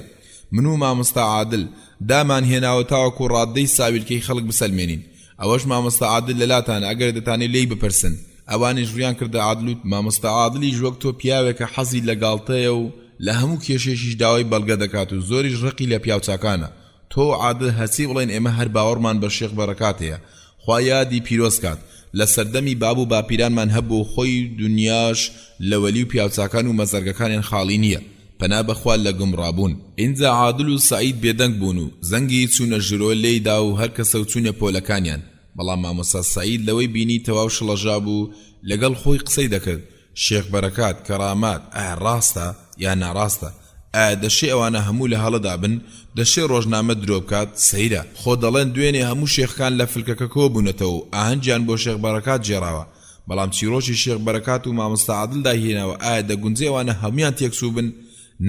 نابێ. ئەم جاریان گەڵاڵەیەکی نوێت دەستی کرد بە چوونە ناو مێشکی سعید کە لەوانەیە بەڕاستی شێخ بەرەکات بوونی هەبێ و مامۆستا عادل پێشترەوەی زانی بێ و خۆی وانی شام داد کە داهێنانە و ڕاستەقینە نییە. تۆزێ ڕاما و پاشان پەنایگرت بە خوددا لە شەڕی شەیتان تاوەکو ئەم خەیاڵ و گەڵاڵەیە لە مێشکی دوور خاتەوە. بەڵام سەر نەکەوت. لە ڕۆژی دواترە و باسە هەر بەردەوام بوو لە قوتابخانە و ساڵی خوێندنیش لە کۆتایی بوو. بۆیە باسەکە کۆتایی پیهات بە گەڕانەوەی هەر مامۆستایەک بۆ شارەکەی خۆی. بۆ ساڵی دواتر دیسان و عادل و سعید سواری پاس بوون بۆ چوونە قوتابخانە لە گوندەکە. مامۆستا عادل و باسی بە تەواوی لەبیر چووبیەوە. هەرچەند خۆشی داهێنابوو بەڵام نزا و پارانەکانی مامۆستا سعید سەرنجی ڕاکەشەکاتێ لە فلکەی دەروازەی گوندەکە نزیک بوونەوە. هەروەش خەڵکەکە زۆر سەرسام بوون چونکە بینایەکی زۆر بەرز و جوانیان بینی کە دروست کرابوو بۆ مەزاری شێخ بەرەکات لەسەر فلکەکە. لە تەچیەوەش مزگەوتێکی گەورە مەزن لە شێوازی بیناسازی تورکی دروست کراوە. مامۆستا عادل پێکەنی و زانی خەڵکی هێژار و ساویلکەن و شەیتانیش سەرکەوت لە بڵاوکردنەوەی هاوبەشیدانان بۆ خوددا. لە نێوانیاندا ڕووی کردە مامۆستا سعید تاوەکو لە پێکەنینەکەی بەشداری بکات. بەڵام سەرسام بوو کە بینی مامۆستا سعید ڕۆچوە لە ناو نزا و پارانەوە. بەڵکو سعید هەر بەوەندە نەوەستا و هاواری کرد داوای لە شۆفێری پاسەکە کرد تۆزێک بوەستێ. کە پاسەکە وەستا سعید هەردوو دەستی خۆی بەرز کرد و سوڕەتی فاتحە لەسەر گیانی شێخ بەرەکاتی خەیاڵی خوێند. سەرچاوە گۆڤاری ئەلبەیان بەدەستکاریەوە. خوێنەری بەڕێز ئەم تڕاکە بە کۆتا هات. لەوێ چی دەکەن؟ ژمارەی لاپەڕا 38. زۆر لە گۆڕپەرستەکان کە دەستنە لای گۆڕنشینان و مانگا و مەڕ و ماڵات و شەکر و قاوە و چاو و جۆرەها خواردن و وێڕای پارە لەگەڵ خۆیان دەبن کە تاکو پێشکەشی گۆڕنشینەکان بکەن. لەوانەشە وشتریش بۆ وەلیەکە یان شێخەکە بکەنە قوربانی و دواتر لە دەوری دەسوڕێنە و ڕوخساریان لە خۆڵەکە وەردەدەن. داوای جێبەجێکردنی پێویستیەکان و لادانی ناخۆشیەکانی لێ بکەن بەڵکو لەوەش زیاتر سوێن بە مردووەکە یا گۆڕی مردووەکەش دەخۆن خۆگەر یەکێک بیەوێت سوێن بخوا بە خوداوە لێی ڕازی نابن و پێی باوەڕ ناکەن کەچێگە سوێن بخوا بە ناوی وەلیەک یا پیاوچاکێک یەکسەر باوەڕی پێ دەکەن لە لای هەندێک کار گەیشتەوە تا ئەو ڕادەی کە بۆ لای گۆڕنشینن حەجکردن دانێن و کار و پەرستشی تایبەتی بۆ دامدرێ هەتا یەکێ لە سنوور بەزێنەکانی شەرع پەرتووکێکی دانەوە بە ناوی مەناسک و حەج المەشاهید کارەکانی حەجی مازدارگەکان واتە ئەو گۆڕنشینانە کراونەتە هاوشانی کەعبەی پیرۆز بەڵکو بۆ زیاتر زیادەڕەویکردن لە بیدعە و لە شرک بۆ سەردانی ئەو مەزارگانە دەستور و ئادابی تایبەتیان داهێناوە کە دەبێ میوانان لە کاتی سەردانیکردن پێڵاوەکانیان لە پێکەنەوە وەکو ڕێزلێنانێک بۆ گۆڕنشینەکە هەروە چوونە ناو گۆمەتەکە دەبێ بەڕێ پێدانی پاسەوانەکەی بێت و خزمەتکاری گۆڕەکە سەرپەرشتی بە دەور و سوڕاندنەوەی خەڵکی دەکات بۆ گۆڕەکە وەکو چۆن مسلمان بە دەوری کەعبەدا دەسوڕێنەوە و ئەوانەی سەردانی ئەو مەزارگانە دەکەن بە چەندین ڕێگە خۆیان فەردار و مبارەک دەکەن بە گومەت و گۆڕەکە هەیەنە لە خۆڵەکەی دەبات هەیە دەستی لەسەر شوورا ئاسنینەکەی دادەنێ و دەم و چاو و لاشەی پێدەستێڕێ و ئەگەر بچیتە ناو مەزارگەکە پەرستشی سەیسەی دەبینی بۆ بێزگەل لە خوددا دەیانبینی چۆن لی دەپاڕێنەوە هاواری بۆ دەبن و داواکاریەکانیان لەلا چەند بارە دەکەنەوە بەڵکو ئافرەتی وا دەبینی کە مناڵەکەی بەرز دەکاتەوە و قسە لەگەڵ شێخی مردوو دەکات و تکای لێ دەکات و دەپاڕێتەوە کە فەڕ و پیرۆزی بخاتە مناڵەکەی دەبینی هیوا هەیە ڕووی لە ڕووگە و قیبلە کردووە و کڕنوشیش بۆ مردووەکە دەبات و نەزری بۆ دەکات هەندێک کەس لە لای ئەو گۆڕانە چەندین ڕۆژ و مانگ خەڵوە دەشێشێ بە ئومێدی شیفا و دابینکردنی پێویستیەکان هەندێک لە مەزارگانە ژووری چاوەڕوانی میوانانی بۆ ئەم مەبەستە پێوە لکێنراوە هەروە لەسەر ڕوخساری میوانان ئارامی و زەلیلی و کەوتنەبەر کاریگەری دەبینی کە جاری وهەیە دەگاتە ڕاددەی گریان تاوای لێ هاتووە ئەم گۆڕنشینانە بوونەتە پەرسراو لە جاتی خوا کەچی خوا ڕازی نەبووە کە پێغەمبەرێک یا فریشتێکی لەگەڵ بپەرسرێ سزای ئەوەی لەوان نزمتر و شتی بێجیان خوێنەری بەڕێز ئەم تڕاکە بە کۆتا هات دڵەکانیان هاوشێوەن ژمارەی لاپەڕا 39 ئەم گۆڕنشینانە ناتوانن خودی خۆیان سەرخەن یا سوودی پێبگەێنن سزای سوودگاندن بە کەسانی تر بەڕاستی حاڵی ئەوانەی کە لەوانە دەترسن و بە گەوریان دەگرن زۆر نزیکە لە حاڵی شاندەکەی ثەقیف کاتێک کە مسلمان بوون زۆر لە بتەکەی لای خۆیان دەتەسان کەچی ئەم بتە ناتوانێت نەزیان نەسوود بگەێنێ ئینجا موسا بن عەقبە خدا لێ ڕازی بێت بۆمان دەجێڕێتەوە دەڵێ کاتێ ئیسلامەتی باڵی کێشا بەسەر دڵان هۆزەکان دەستیان کرد بە ناردنی شاندەکانیان بۆ ڕاگەیاندنی مسلمان بوونیان لە بەردەم پێغەمبەر صلی الله عليه وسلم بۆ ئەو مەبەستە چەند پیاوێک لە هۆزی ثەقیف هاتنە لای پێغەمبەر صلی الله عليه وسلم پێغەمبەر صلی الله عليه وسلم لە مزگەوت پێشوازی لێکردن و لەوێ دای بەزاندن تاوەک گویان لە قورئان خوێندن بێ کە ویستیان ئیسلام بوونی خۆیان ڕابگێنن هەندێکیان سەیری هەندێکی تریان کرد و بتەکانیان هاتەوە یاد کە ناوی ئەڕەبە بوو ئینجا لەبارەی سوود ئەڕبا داوێن پیسی و ئارە خواردنەوە و پرسیاریان لە پێغەمبەر صلی الله علیه وسلم کرد ئەمیش هەر هەمووی لێ یاساغکردن و ئەوانیش ملکەت و گوێڕایەل بوون لە پاشان سەبارەت بە ئەڕەبە پرسیاریان کرد ئاخۆ چی لێ بکەن پێغەمبەر صلی الله علیه وسلم فەرمی بیر و خێنن وتیان مەحاڵە ئەگەر ڕەبە بزانێ ئێوە دەتانێ بیر و خێنن ئەوە هەموو خەڵکەکەی ئەوێ دەوروبەری دەکوژێ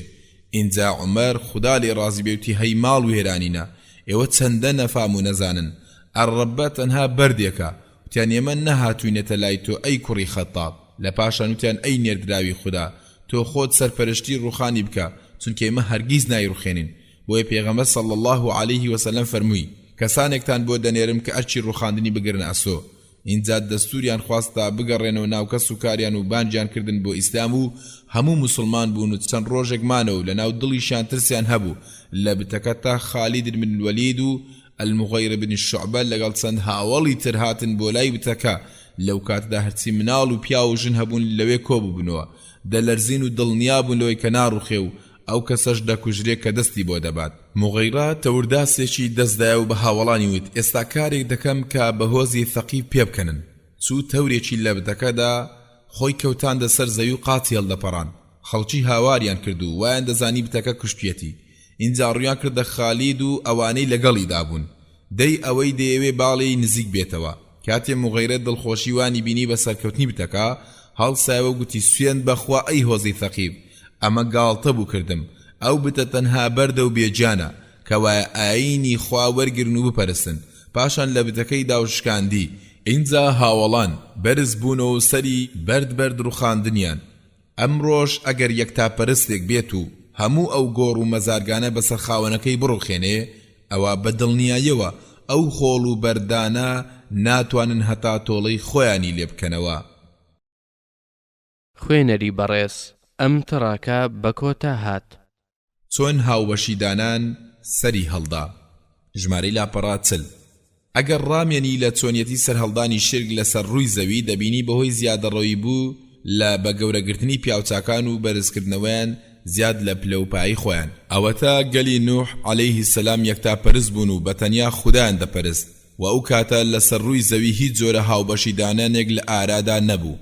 لە ناوگەلی نوح عەلەیهی سەلام 5 پیاوی چاک و خواپەرست هەبوون کە خەڵکیان فێری ئاین و دینداری دەکرد کە ناویان وەد و سەواع و یەغوث و یەعوق و نەسر. پاشمردنیان خەڵکی زۆر بۆیان خەفەتبار بوون و وتیان ئەوانەی کە گەورەی خوددا و خوداپەرستنیان دەهێناوە یاد و فەرمانیان پێدەکردین کە ملکەچی بوون و گوێڕالیکردن بۆ خوددا مردن. اینجا شەیطان هات و خستیە دڵیانەوە تیەگەر وێنەیان بۆ بچێشن لەسەر شێوەی پەیکەرێک و لە لای مزگەوتەکانتان دایان بنێن تاوەکو هەرچەندە بیان بینن خواپەرستیەوەتان بێتۆ یاد و گەرم و گوڕ و چالاک ببنەوە. ئەوانیش گوێڕایەل بوون و بتەکانیان کردە نیشانەی و بیرهێنانەوە بە خواپەرستی و چاکەخوازی. اینجا بەڕاستی هەرچەندە و بتانیان بدی بایە خواپەرستیان داهاتۆ یاد. چەند ساڵێک تێپەڕی و ئەم نەوەیە ڕۆیشتن و مناڵەکانیان لە دوایان هاتن و گەورە بوون لەسەر بینینی باوانیان کە چۆن ئەم بتانە بە باشە باز دەکەن و بە گەورەیان دەگرن چونکە پیاوچاکانیان دێنەوە یاد. لە پاش ئەمانە خەڵکێکی تر هاتن و ئیبلیس پێیوتن ئەوانەی پێشەوە ئەوانیان دەپەرست واگەر دووچاری وشکە ساڵی و برسێتی بوونە پەنایان بۆ دەبردن دەی ئێوەش بیان پەرستن. ئەوانیش بتەکانیان پەرست هەتا خوای گەورە نوح عەلەیهی سەلامی بۆ ناردن ئەمیش 950 ساڵ بانجی کردن و ئامۆژگاری کردن کەچی تەنها ژمارەیەکی کەم باوەڕیان پێهێنا. بۆیە خوای گەورە ڕقی لە بێ باوەڕان هەڵسا و بەلافاو لە ناوی بردن. ئەمە سەبارەت بە گەلی نوح عەلەیهی سەلام. ئێستا با بزانین لە گەلی ئیبراهیم عەلەیهی سەلام شرێک چۆن سەری هەڵدا. ئەوان ئەستێرە و هەسارەیان دەپەرست و وایان دەزانی کە ئەو هەسارانە دەسەڵاتدارن بەسەر گەردون و ناخۆشی لا دەبەن و نزاکان گیرا دەکەن و شت دەبەخشن وەوا خەیاڵیان دەکرد کە ئەو هەسارانە بازنەی پەیوەندین لە نێوان خودا و دروستکراوانی و ئەوانەی ڕێیان پێدراوە کە بە ئارزوی خۆیان دەست لە کاروباری جیهان وەربدەن. اینجا هێندەی پێنەچوو تا بتیان دروست کرد لەسەر شێوەی هەسارە و فریشتەکان. باوکی ئیبراهیم پێغەمبەر عەلەیهی سەلام بتی دروست دەکرد و دەیدایە منداڵەکانی تا بۆی بفرۆشن و ئیبراهیمی ناچار دەکرد کە دەرچێ بۆ فرۆشتنی بتەکان. بەڵام ئیبراهیم عەلەیهی سەلام کە بتەکانی دەبرد بۆ فرۆشتن هاواری دەکرد دەیوت کەسێکێ کە شتێک بکرێت کە نەزیانی هەیە نەسوود. بۆیە براکانی کە دەگەڕانە ماڵەوە هەموو بتەکانیان فرۆشت بوو بەڵام ئیبراهیم بتەکانی وەکو خۆی دەهێنایەوە. لە پاشان باوکی و گەلەکەی بانکردن بۆ وازهێنان لە پەرستنی ئەم بتانە بەڵام بە پیل بانگەوازەکەی نەهاتن بۆی بتەکانی شکاندن. ئەوانی شەوڵیاندا بیسووتنن بەڵام خوای گەورە لە ئاگەر ڕزگاری کرد. خوێنەری بەڕێز ئەم تڕاکە بە کۆتا هات. 4 ناڕەزایی. ژمارەی لاپەڕا 45. یەکەم لەوانەیە هەندێک لە پەیوەستان بە گۆڕ و ئەوانەی بانگەشیان بۆ دەکەن بڵێن گۆڕنشینانە وەلی پیاوچاک بوون و لە لای خوا خاتر و پلەپایان هەیە و تکامان بۆ دەکەن. ئێمەش لە وەرامدا دەڵێن هاوبەشیدانان بێباوەڕانی قوڕەیشیش لە پەرستنیان بۆ بتەکانیان بە هەمان شێوە بوو. هاوبەش بڕیاردەرانی عەرەبدانیان بە یەکتایی ڕوبوبیەتی خوا دەنا کە دروستکار و ڕۆزیدەر و هەڵسوڕێنەر تەنها ئەڵڵایە و هاوڵی نییە وەک خوای گەورە دەفەرمێ لە سوورەی یونس ئایەتی 31. قل من يرزقكم من السماء والأرض أم من يملك السمع والأبصار أَمَّن يَمْلِكُ السَّمْعَ وَالْأَبْصَارَ وَمَن يُخْرِجُ الْحَيَّ مِنَ الْمَيِّتِ وَيُخْرِجُ الْمَيِّتَ مِنَ الْحَيِّ وَمَن يُدَبِّرُ الْأَمْرَ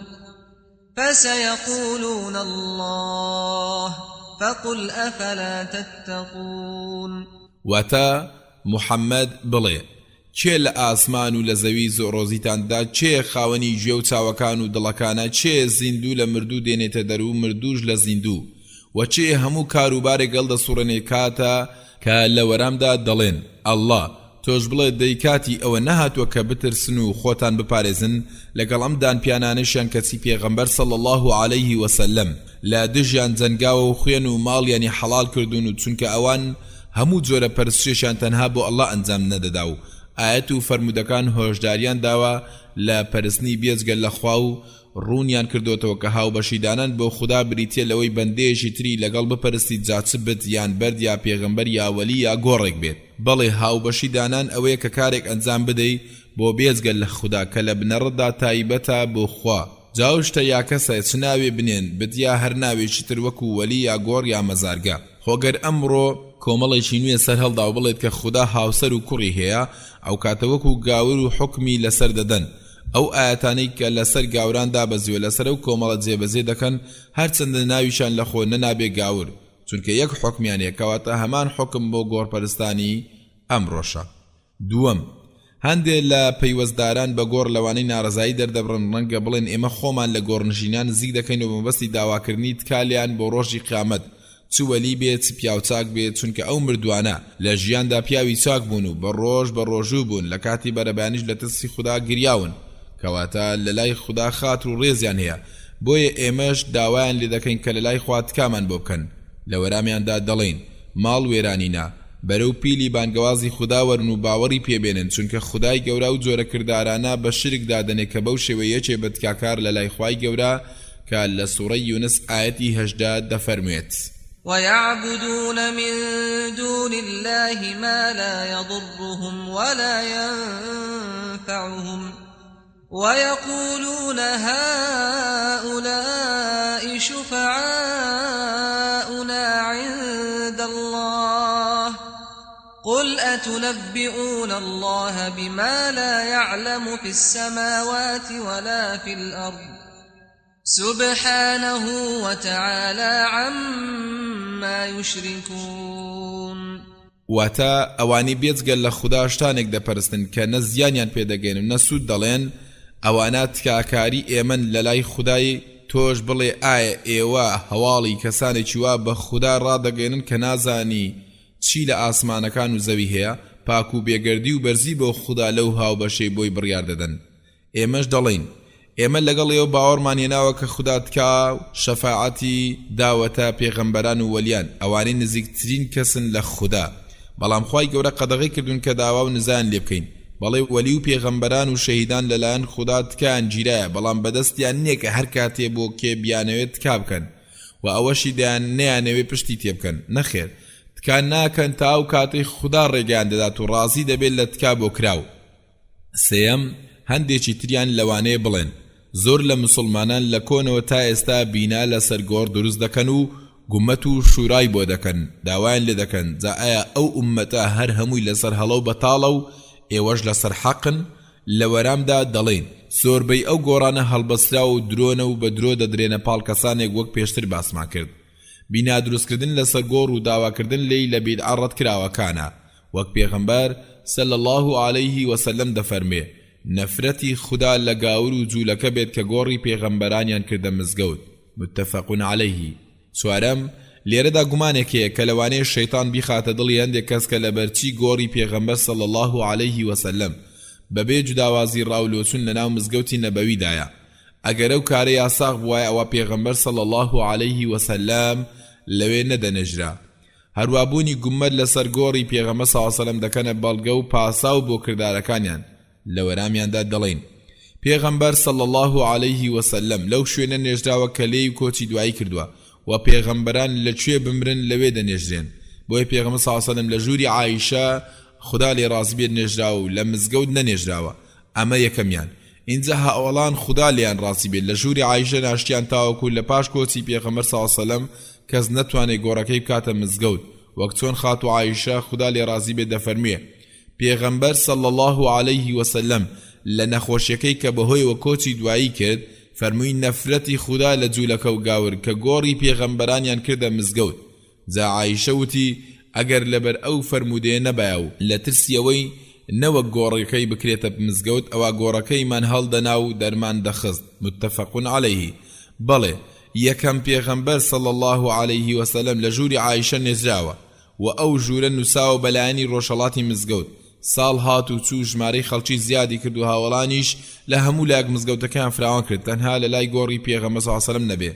واتە لە لای ڕۆژ ئاوا و باکوور و باشوور فراوان کرا، تەنها لایەنی ڕۆژهەڵاتیان دەست لێ نەدا، چونکە گۆڕەکەی پێغەمبەر صلی الله عليه وسلم قەدەغەی دەکردن لە فراوانکردنی لەم لایەنە. و لە ساڵی 88 کۆچی واتە پاش کۆچی پێغەمبەر صلی الله عليه وسلم بە 77 ساڵ و لە پاش ئەوەی سەرجەم ئەوڵانی لە مەدینە بوون کۆچی دوایان کرد بوو، خەلیفە وەلید بن عەبدولمەلیک فەرمانی دا بە ڕوخانی مزگەوتی نەبەوی بە مەبەستی فراوانکردنی لە هەموو لایەک و هەموو ژوورەکانی خێزانەکانی پێغەمبەر صلی الله عليه وسلم بخرێنە ناوی. ئینجا و کاتە لە لای ڕۆژهەڵاتیش فراوان کرا و ژووری نەبەوی خسترا ناوی واتە ژووری عایشە. بەم شێوەیە گۆڕەکە و کەوتە ناو مزگەوت، ئەمە بەسەرهاتی گۆڕ و مزگەوتەکە بوو، کەواتە هەرگیز نابێ بۆ هیچ کەسێک کە کردارێک بکاتە بەڵگە و پاسە و کە لە پاش هاوڵان ڕووی داوە، چونکە پێچەوانەی لەگەڵ فەرمودەی جێگیرەکان لەگەڵ تێگەیشتنی پێشینەیە ئومەتە. و وەلید بن عەبدولمەلیک خوا بیبورێت هەڵەی کردووە لەوەی کە ژووری نەبەوی خستۆتە ناو مزگەوت، چونکە پێغەمبەر صلی الله عليه وسلم قەدەغەی کردووە لە دروستکردنی مزگەوت لەسەر گۆڕ و بنچینەی ڕاست لەوەدا بوو کە لە هەموو لایەک مزگەوتەکە فراوان بکرێ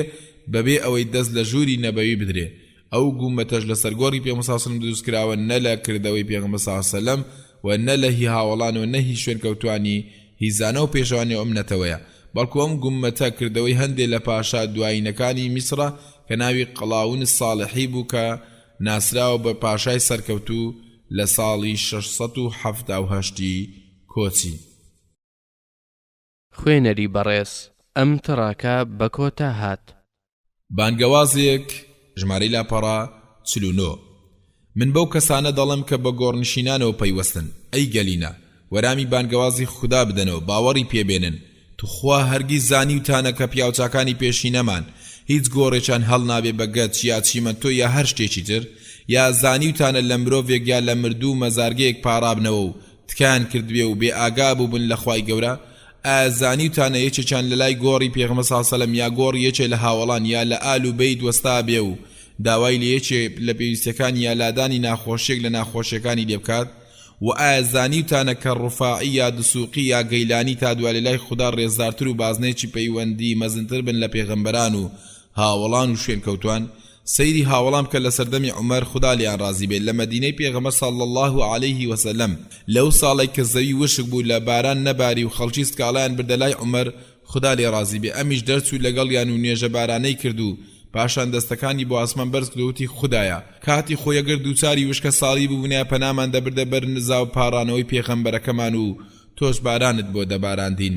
بەڵام خوددایە ئێستا بە نزا و پارانەوەکانی مامی پێغەمبەر پەنات دێنینە بەر و تکات لێ دەکەین. ئینجا ڕووی کردە عەباس خوددا لێ ڕازی بێ، وتی هەڵسە ئەی عەباس لە خوددا بپارێرەوە کە بارانمان بۆ ببارێنێ. عەباس خوا لێ ڕازی بێ و لە خوددا پاڕایەوە و خەڵکیش ئامینیان لەسەر نزاکەی کرد و گریان و پارانەوە هەتا هەور لەسەر سەریان کۆبیە و باران باری. اینجا ڕامێنە لە هاوڵان کە زۆر لە ئێمە تێگەیشتوتر بوون و زۆر لە ئێمە زیاتر پێغەمبەریان خۆش دەویست عەلەیهیم الصەلاة وەسسەلام، لەگەڵەوەش کاتی دووچاری ناخۆشی و تەنگانە بوونەوە نەچوونە سەر گۆڕی پێغەمبەر صلی الله علیه وسلم، نەیانوت ئەی نێردراوی خوددا لە لای خوددا تکامان بەو کەو بپارێرەوە،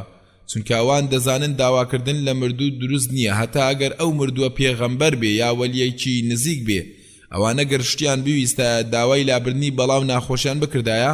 ئەوە پەنایان دەبردە بەر نزا و پارانەوەی خێری کەسانی زیندوی خواناست. ئاخ بۆ هەژارانی ئەمڕۆ کە قەرەپەستانیە دەکەن و یەکتری پاڵ دەدەن تاو بگەنە ئێسک و پرووسک و داوای لێخۆشبوون و بەزەریان لێ بکەن. ئەی ماڵوێرانینە، ئایا وا دەزانن کاتی پێغەمبەر صلی الله عليه وسلم دروستکردنی وێنە و پەیکەری قەدەغە کرد بەگاڵتە و گەمە قەدەغەی لێکردن، یان لەوە ترسا کە موسڵمانان نەفامی جاران بگەڕێنەوە بە بەرستنی وێنە و پەیکەر؟ ئایا جداوازی چیە لە نێوان کەسێک کە وێنە و پەیکەر بە گەورە دەگرێت لەگەڵ کەسێک کە گۆڕ و مەزارگە بە گەورە دەگرێت؟ لە کاتێکدا هەردوو کردار مرۆڤ بەرەو شرک دەبات و بیر و باوەڕە یەکتاپەرستیەکەی دەشێوێنێ و لە ئاینی خوددا دووری دەخاتەوە و گومڕای دەکات. لە ڕێگاکانی هاوبەشیدانان سوێند خواردن بە بێجگە لە خوددا دروست نییە سوێن خواردن بە کەعبە یا بە شەڕەف یا بە ئەمانەت یا بەربەرەکەتی فڵان یا بە ژیانی پێغەمبەر صلی الله علیه و سلم یا بە خاتری وەلیەک یا بەس بەسەری باوکو یا دایک و برا یا گۆڕی فڵانە کەس و ئەمانە هەمووی حرامن. چونکە سوێن خواردن واتە بە گەورەگرتن کە بۆ بێجگە لە خوددا بۆ کەسی تر ناشێ. ئەحمەد لە ئیبن عومەر و خوددا لیان ڕازی بێت بە مەرفوعی دەجێڕێتەوە کە پێغەمبەر صلی الله علیه و سلم فەرموویەتی هەر کەسێک سوێن بخوا بەجگە لەخوا ئەوە هاوبەشی بۆ خوا داناوە.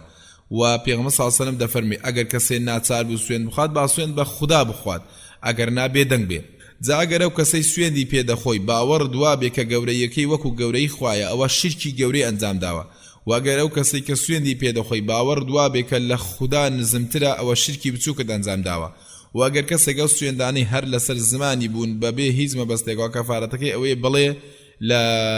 إله إلا الله. وەک بوخاری لە پێغەمبەرەوە صلی الله عليه وسلم دەجێڕێتەوە کە فەرموویەتی هەر کەسێ سوێندی خوارد و وتی بەلات و بە عوزا با بڵێ لا إله إلا الله. و پێویستە لەسەر ئەو کەسانە کە هەوڵ دەدەن لەو جۆرە سوێندانە واز بێنن. هەندێک کەس هەنە کە بە درۆ سوێند بەخوا دەخوات کەسی غیرەت ناکا ناوێری بە درۆ سوێند بە شێخێک بخوات. هەروە لە شێوازەکانی شرک کە هەردەم لەسەر زمانی هەندێ کەسە کە دەڵێن ئەگەر خوددا بیەوێت و تۆش بتەوێت، ئەگەر خوددا بیەوێت و تۆش بتەوێت، یا ئەگەر خوددا نەبووە و تۆش نەبووە، یا بێجگەل لە خوا و لە تۆ کەسی ترم نییە، یان ئەمە لە بەرەکەتی خوا و لە بەرەکەتی تۆیە. و ڕاست وایە بڵێن ئەگەر خوددا بیەوێت و لە پاشان تۆ، یا ئەگەر لە خوددا نەبووە و لە پاشان تۆ نەبای، واتە وشەی لە پاشان بخاتە نێوان کردداری و خوا و کردداری کەسەکەیتر. زۆرێکی تری شرک ئەوەیە کە لە کوردستانی خۆمان زۆربەی وڵاتانی ئیسلامی و ئالمانی لە ڕێگەی شێوازەکانی ڕاگەاندن خەڵکیان سەرقاڵ کردووە، بە کەلوەکان و بە ئاشکرا باسی داهاتووی کەسەکان دەکەن و بە دڵنیاییەوەش دەڵێن مانگێکی تر وا دەبێ و وا دەچێ یا خاوەنیم فڵانە کەلووە فڵانە ڕۆژ ناخۆشی توش دەبێ و فڵانە ڕۆژیش هەواڵێکی خۆشی بۆ دێت لەلایەن کەسێکەوە تا دوایی کەچی نەک مانگێکی تر بەڵکو بێجگەل لە خوددا کەس نازانێ بەیانی چی دەبێت. وەکو خدای گەورە دەفەرمێ لە سوڕەی لوقمان ئاەتی 34 إن الله عنده علم الساعة وينزل الغيث ويعلم ما في الأرحام وما تدري نفس ماذا تكسب غدا وما تدري نفس بأي أرض تموت إن الله عليم خبير. وتا بێجگەل لە خوددا کەس نازانێ بەیانی چی دەست دەکەوێ. لەگەڵەوەش زۆر کەس هەنا بەو قسە پوچ و درۆ و شیرکانە فریو دەدرێن و باوەڕ دەکەن و هیوایان پێدەبەستن وای لە نەفامی و ساویلکەی ئەو جۆرە کەسانە. هەروە لە ڕێگاکانی هاوبەشیدانان بۆ خوددا هەڵواسینی نوشتە و دوعا و کاغەزە لە ترسی چاو و زار و شتی تر. جاگەر باوەڕ دوا بوو کە ئەوانن تەنها هۆکارم بۆ لابرنی بەڵاو تەنگانە ئەوە شیرکی بچووکە. بەڵام ئەگەر باوەڕ دوا بوو کاوانە خۆیان دەسەڵاتدارن و بەڵاکان لا دەبن ئەویان شیرکی هەرە گەورەیە، چونکە پەیوەستە بوونە بەو خۆ هەڵواسینە بەجگەل لەخوا و ئەم کردەوانە ئەوە دەگەێنن کە کەسێکی تر هەیە لە جیاتی خوا کە دەتوانێت بە ئارەزووی خۆی دەست لە کاروباری گەردوون وەربدات. نوشتە و دوعاکانیش دوو جۆرن. جۆری یەکەمیان ئەو دوعانەیە کە لە قورئانە وەک هەڵواسینی قوماشێک یا پیستێک یا پارچە زێرەک یا هەر شتێکی تر کە هەندێک لە ئاەتی قورئانی لەسەر نووسرابێ کە ئەوەیان دروست نییە لەوانەیە سەربکێشێ بۆ هەڵواسینی شتی تر. جۆری دووەمە و نوشتە و دوعانەیە کە لە قورئاندا نییە وەک هەڵواسینی شتێک کە ناوی جنۆکەی لەسەر نووسرابێ یا هێما و نیشانەکانی جادوگەران. ئەمانە هەمووی لە شێوەکانی هاوبەشیدانانە پەنا بە خوددا. ابن مسعود خوا لێ ڕازی بێ دەفەرمێ هەر کەسێک نوشتەیەک لە کەسێک لێکاتەوە دای بڕێ وەک ئەو وای کەسێکی ئازاد کردبێ. حوذەیفە خدا لێ ڕازی بێ پیاوێکی بینی کە زنجیرێکی لەدەست هەڵواسیوە. پێیوت ئەمە چییە؟ تێوە لەبەر نەخۆشیە. پێیوت فڕێیدا چونکە تەنها نەخۆشی زیاد دەکات وەگەر لەسەرم حاڵە بمبری هەرگیز ڕزگارت نابێ. هەروە ئەو نزاوێ ویردانەی کە لەسەر نەخۆش دەخوێنرێ ئەگەر بە قورئان و ناو و سیفاتەکانی خوا و سوڕەتەکانی قورئان بوو یا پارانەوە بەو دوعانەی کە لە فەرمودەکانی پێغەمبەر صلی الله عليه وسلم هاتووە ئەوە دروستە و شتی چاکە. بەڵام ناوهێنانی پەری و جنۆکە و یا ناوهێنانی فریشتە و ناوی پێغەمبەران و پیاوچاکان ئەوەیان شرکی هەرە گەورەیە چونکە داواکردنە لە بێجگە لە خوددا. و چۆنیەتی نزاکردن و پارانەوەی دروست بەم شێوەیە. ژمارەی لاپەڕا 53 ئەوەندەی دەتواندرێت لە قورئان بخوێنرێ و پاشان فو بکرێ بەسەر نەخۆشەکە یان دوعاکە کە قورئانە یا دوعایە لە فەرمودەهاتووە لەسەر ئاو بخوێندرێ و بدرێتە نەخۆشەکە و لە ڕێگاکانی هاوبەشیدانان بۆ خوددا بڵێ من زانستە شاراوەکان علمی غەیب دەزانم شاراوە و نهێنی تەنها خوددا دەیزانی وەک دەفەرمێ لە سوڕێ النەمل ئاەتی 65 قل لا يعلم من في السماوات والأرض الغيب إلا الله وما يشعرون أيان يبعثون واتا أي محمد بڵێ ئەوەی شاراوەی لە ئاسمانەکان و زەوی بێجگە لەخوا کەسی تر نایزانێ کەواتە هەرگیز نەبووە و نابێ کەسێک شاراوە زان بێ جا چ ئەو کەسە فریشتێکی نزیک یا پێغەمبەرێک یا وەلیەکی خواپەرست یا پێشەوایەکی پەیڕەوی لێکراو بێ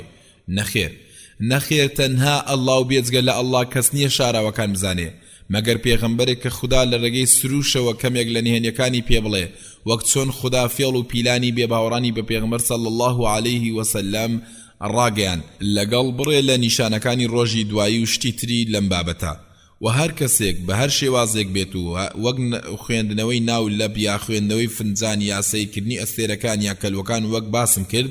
یا جادوگەری تەڵەکەبازی و بڵێ من شاراوەکان و نهێنیەکان دەزانم ئەوە ئەو کەسە هەرچیەک بێ درۆزن و تەڵەکەبازە و هەندێک جار بڕێ لە قسە و هەواڵەکانیان ڕاستدا دەچێ بەڵام ئەویان بەهۆی کە بەکارهێنانی جنۆکە و شەیتانەکان دەبێت یا هەندێ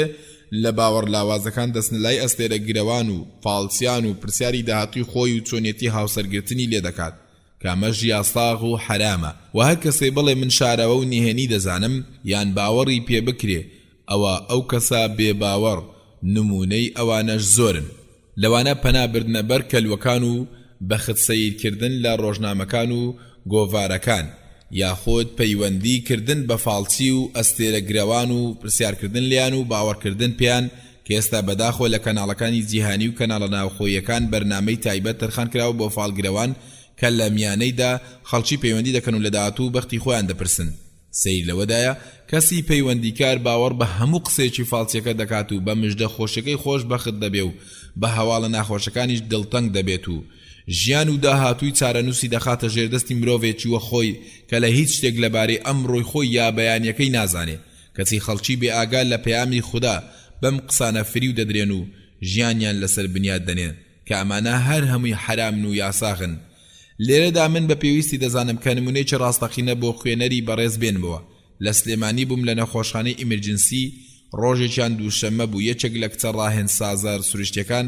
معالج الطبیعی هاتە نەخۆشخانە و زۆر غەمبار بوو منیش لە هۆکاری غەمباریەکەیم پرسی وتی کەلوەکەی من دەڵێ ڕۆژی ناخۆش و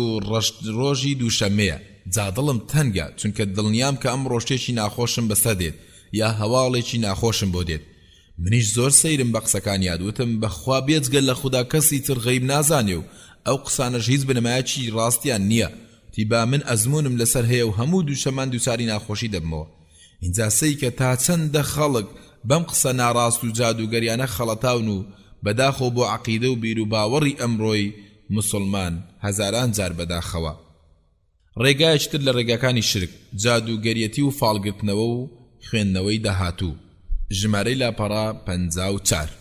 جادوو بریتێ لە نیاز و ویست و قسە و دەرمان و دووکەڵ و ڕاستیەکی هەیە و لەوانەیە کار بکاتە سەر دڵ و جەستە نەخۆش بخات یا بیکوژێ یا نێوانی ژن و مێردێک تێک بدات و ئەمەیان گەورەترینی گوناهە وەک پێغەمبەر صلی الله عليه وسلم دەفەرموێ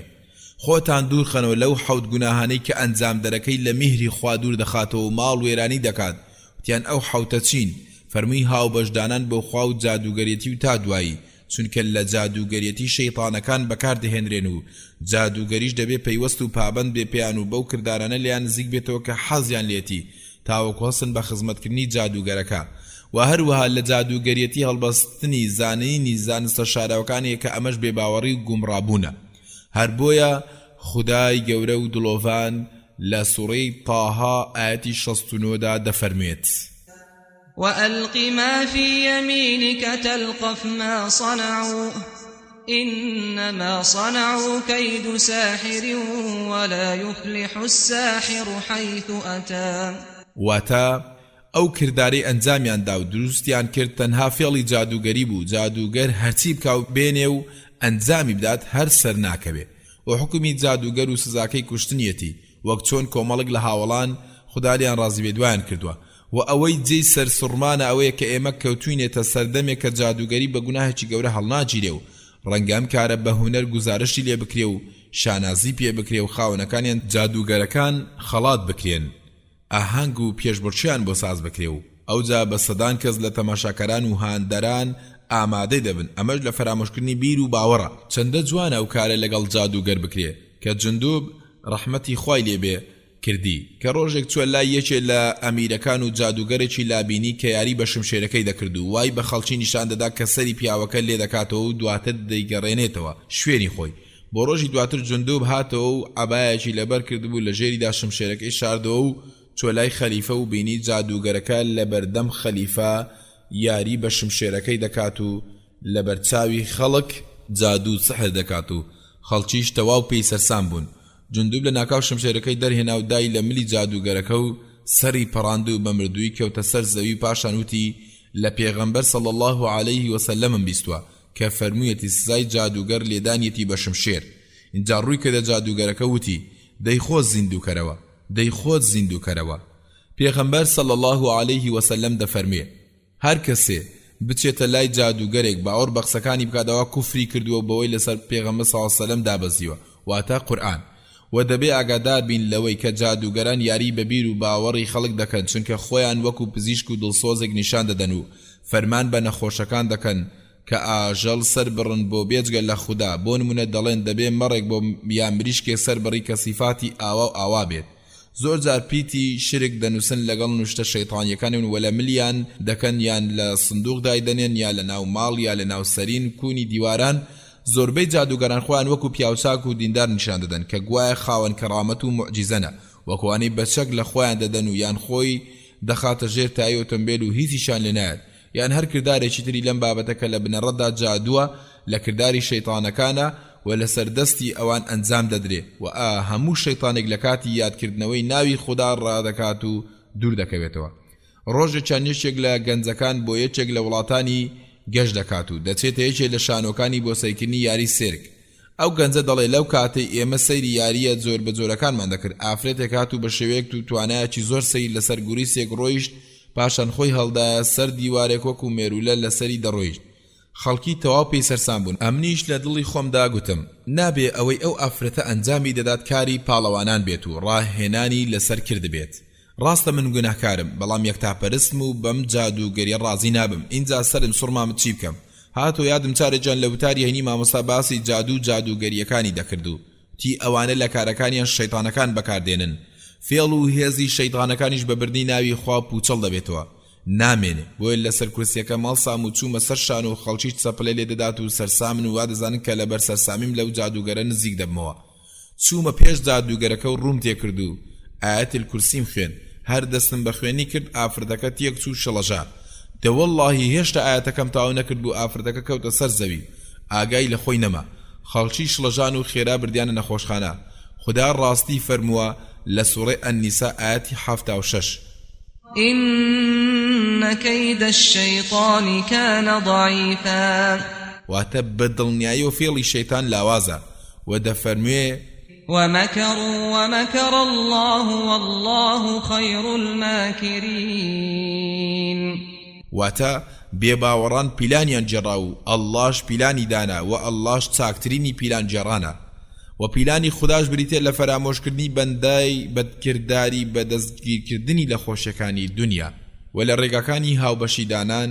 بە گەورەکردنی پەیکەر و وێنە بەرجەستەکراوەکانە بۆ یادگاری پەیکەر بریتێ لە وێنەیەکی بەرجەستە کراو لەسەر شێوەی مرۆڤە ئاژەڵ بەڵام وێنە بەرجەستەکراوەکان بۆ یادگاری بریتێ لەو پەیکەرانەی کە لەسەر شێوەی سەرکردە گەورە و بەناوبانکان دروستکراون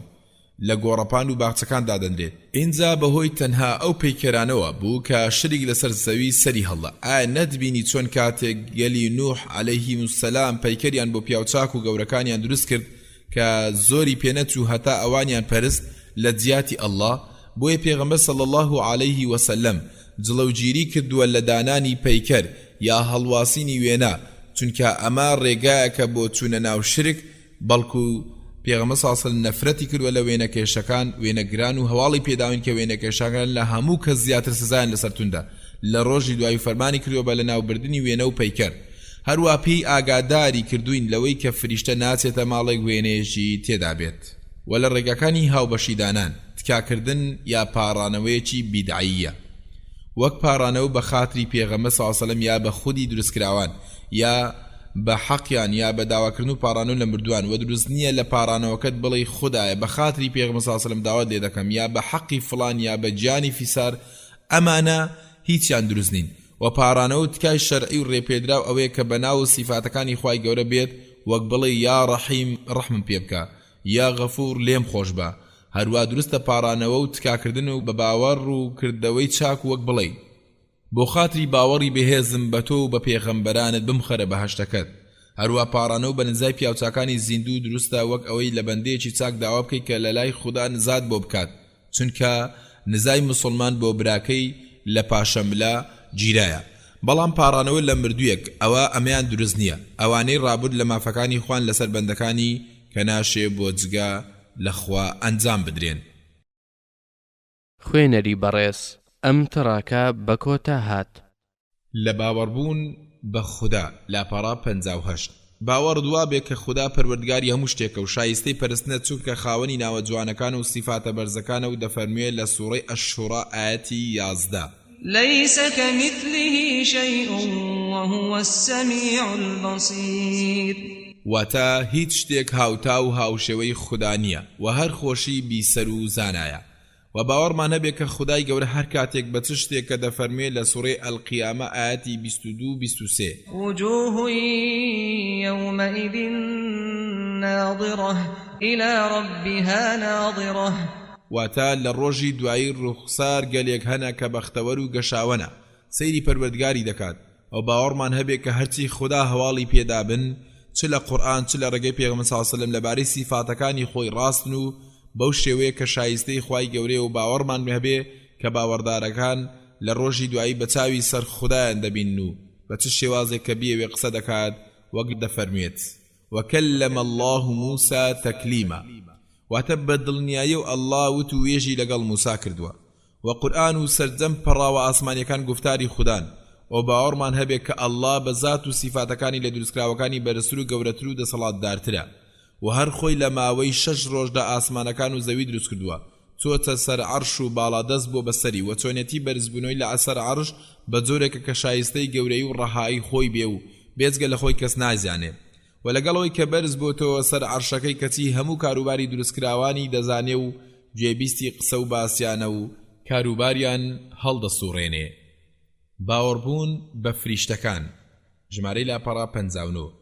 باوەڕمان هەبێ کە خوای گەورە فریشتەکانی لە ڕووناچی دروست کردووە و هەر یەکیان کارێکی پێسپێردراوە، دەبێ پێی هەڵسێ. ئەوان بەندەی خوددان و لە هیچ فەرمانێکی خوای گەورە سەرپێچی ناکەن و هەر فەرمانێک لەلایەن خوای گەورە بێ ئەنجامی دەدەن. و ژمارەیان لە ئێمە زیاترە و لە ئێمەش زیاتر لە خوای گەورە دەترسن. بوخاری و مسلم دەجێڕنەوە کە لە ئاسماندا خانوویەکەیە پێی دەوترێ ئەلبەیت المەعموور، خانووی ئاوەدان. هەموو ڕۆژێ 70,000 فریشتە لە ناو نوێژی دەکات و پاشان ئەو کۆمەڵە دێنە دەرەوە و ناگەڕێنەوە بۆی تا ڕۆژی دوایی واتە ڕۆژی قیامەت. ولا صحیحی ئەبوو داود و تەبەڕانی داهاتوە پێغەمبەر صلی الله عليه وسلم فەرمیەتی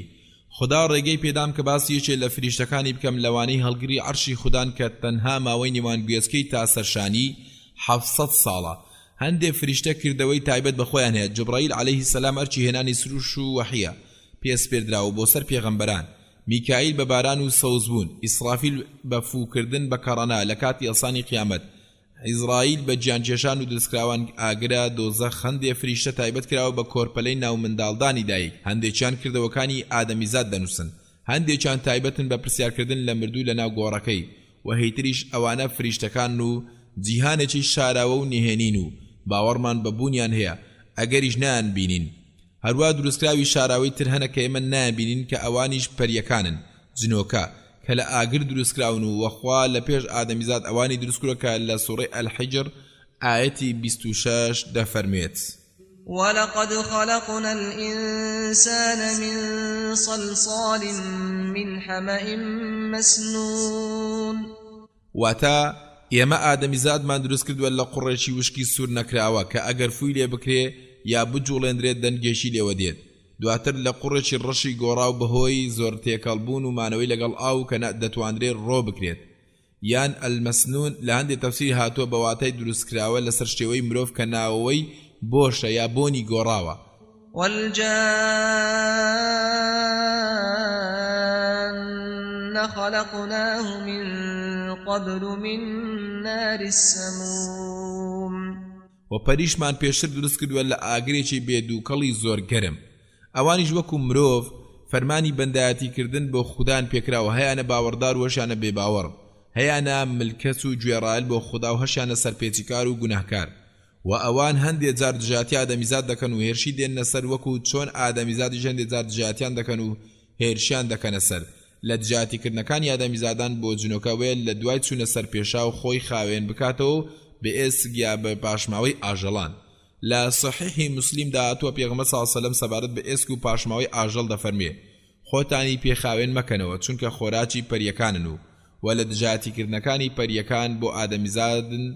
ئەوەیە کە دەتوانن بەهۆی وەسوەسەوە ڕاڕاییکردن بەسەریان زاڵ بن و بیان ترسێن و دووچاری پەرکەم و خویان بکەنەوە. مسلمان دەتوانێت بەهۆی وردی شەرعی وەک ئاەتی کورسی و فەلەق و ناس و وردە جێگیر و سەلمێنراوەکان لە پێغەمبەرەوە صلى الله عليه وسلم خۆی بپارێزێت لە شەڕ و زیان و خراپەی پەریەکان، بەڵام خۆ نزیکردنەوە لیان بەسەر بڕینی ئاژەڵ بۆیان داوای خۆپاراستن بکەی لیان لە خراپەیان ئەوانە لە شێوەکانی هاوبەشیدانانە بۆ خوددا. هیچ گومانی تێدا نییە کە جنۆکە و شەیتانەکان لاوازن و فێڵیان لاوازە، بەڵام کە مرۆڤ گوناهی زۆر بوو وای لێدەهات سەیری حرامی کرد و گوێی بۆ گۆرانی و ئاوازی خراپ گرت و باوەڕی لاواز بوو ئەو کاتە پەیوەندی لەگەڵ خوای خۆی لاواز دەبێت و بێ ئاگا دەبێت لە یادی خوددا و لەوەی خۆی بپارێزێ بە ویردە شەرعیەکان و ئەو کاتە دەتوانن بەسەریدا زاڵ بن. خوای گەورە لەبارەی شەیطان و سەربازەکانی لە سوورەی النەحل ئاەتی 99 دەفەرمێت إنه ليس له سلطان على الذين آمنوا وعلى ربهم يتوكلون إنما سلطانه على الذين يتولونه والذين هم به مشركون. واتا شەیطان لەسەر باوەڕداران و ئەوانەی هەمیشە پشت بەخوا دەبەستن هیچ دەسەڵاتێکی نییە، بەڵکو دەسەڵاتی لەسەر ئەو کەسانەی کە ملکەتیان دەبن و گوێڕایەلی وەسوەسەکانیان دەبن و پشتیان دەگرن لەگەڵ ئەوانەی کە شەیطان دەکەنە هاوبەشی خوای گەورە. باوەڕبوون بە پەرتووکە ئاسمانیەکان. پەرتووکە ئاسمانیەکان ئەوانە دەگرێتەوە کە خوا بۆ پێغەمبەرانی ناردووە و بۆ ڕێنماییکردنی خەڵک. ئەوانە ژمارەیان زۆرە و باوەڕمان بە هەمویان هەیە. وەخوا تەنها ئەوانەی کە لە قورآن پێڕاگەاندوین، قورآن، تەورات، ئینجیل، زەبور، کە قورآن کۆتا و گەورەترینی هەمویانە. وەخوای گەورە هەرچی لە پەرتووکەکانی تر هەبووە لەم قورآنە کۆی کردوتەوە کە لە سوورەی ئەلمائیدە ئاەتی 48 دەفەرمێت وأنزلنا إليك الكتاب بالحق مصدقا لما بين يديه من الكتاب ومهيمنا عليه فاحكم بينهم بما أنزل الله ولا تتبع أهواءهم عما جاءك من الحق لكل جعلنا منكم شرعة ومنهاجا ولو شاء الله لجعلكم أمة واحدة ولكن ليبلوكم فيما آتاكم فاستبقوا الخيرات إلى الله مرجعكم جميعا فينبئكم بما كنتم فيه تختلفون. واتا ئێمە ئەو قورئانەمان بۆت بە حەق ڕەوا و دابەزاندووە، ڕاستی دەربڕی پەرتووکەکانی تری پێش خۆیەتی و وەکو چاودێر و گەواهی دەرێکە لەسەریان بەوەی ئەوەی حەقە ڕاستە لە پەرتووکانی تر قورئان دانی پێدادنێ، ئەوەشی چەوتە و گۆڕدراوە و دەری دەخات و تیشکی دەخاتە سەر. باوەڕبوون بە پێغەمبەران و نێردراوان عەلەیهیم السەلام ژمارەی لاپەڕا 62. خوای گەورە بۆ هەر نەتەوەیەک نێردراوێکی ناردووە تا بۆ پەرستنی خوددا بە تاک و تەنیا بانجیان بکات.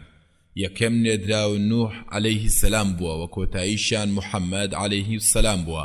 و نێردراوان ژمارەیان زۆرن. هیانە خوددا لە ڕێگەی قورئان پێی ڕاگەیاندون و ناوەکانیان وە سەرگوزشتەکانیانی بۆ جێڕاوینەتەوە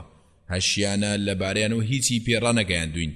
و باوەڕمان بە هەمویان هەیە هەروەکو خودای پەروەردگار لە سوورەی ئەننیسا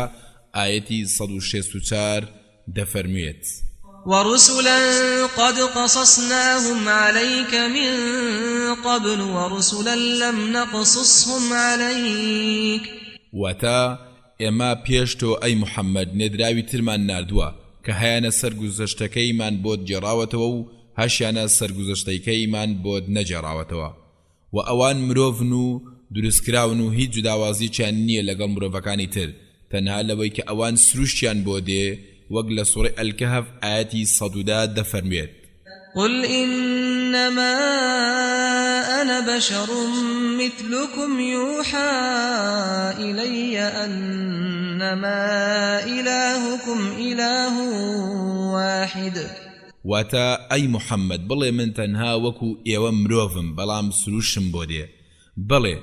ئەوان مرۆڤن و دەخۆن و دەخۆنەوە نەخۆش دەکەون و دەمرن و دەبێ باوەڕمان بە هەمویان هەبێ هەر کەسێ تەنانەت باوەڕی بە پەیامی یەکێکیان نەبێ ئەوە کافرە بە هەر هەمویان ئەوە تا خوای پەروەردگار لە سوورەی ئەش-شوعەرا ئاەتی 105 و 123 دەفەرمێت كذبت قوم نوح المرسلين گەلی نوح نێدراوانیان بە درۆ خستەوە كذبت عاد المرسلين و گەلی عاد نێدراوانیان بە درۆ خستەوە دەبینین خوای گەورە ڕای دەگەنێت کە ئەوان بێباوەڕ بوون بە هەموو پێغەمبەران لەگەڵ ئەوەی کە هەر ئوممەتێک تەنها پێغەمبەرەکەی خۆی بە درۆ خست بێەوە بەڵام چونکە پەیام و مەبەستی هەمویان یەکە بۆیە بە درۆ خستنەوە یەکێکیان واتە بە درۆ خستنەوەی هەمویان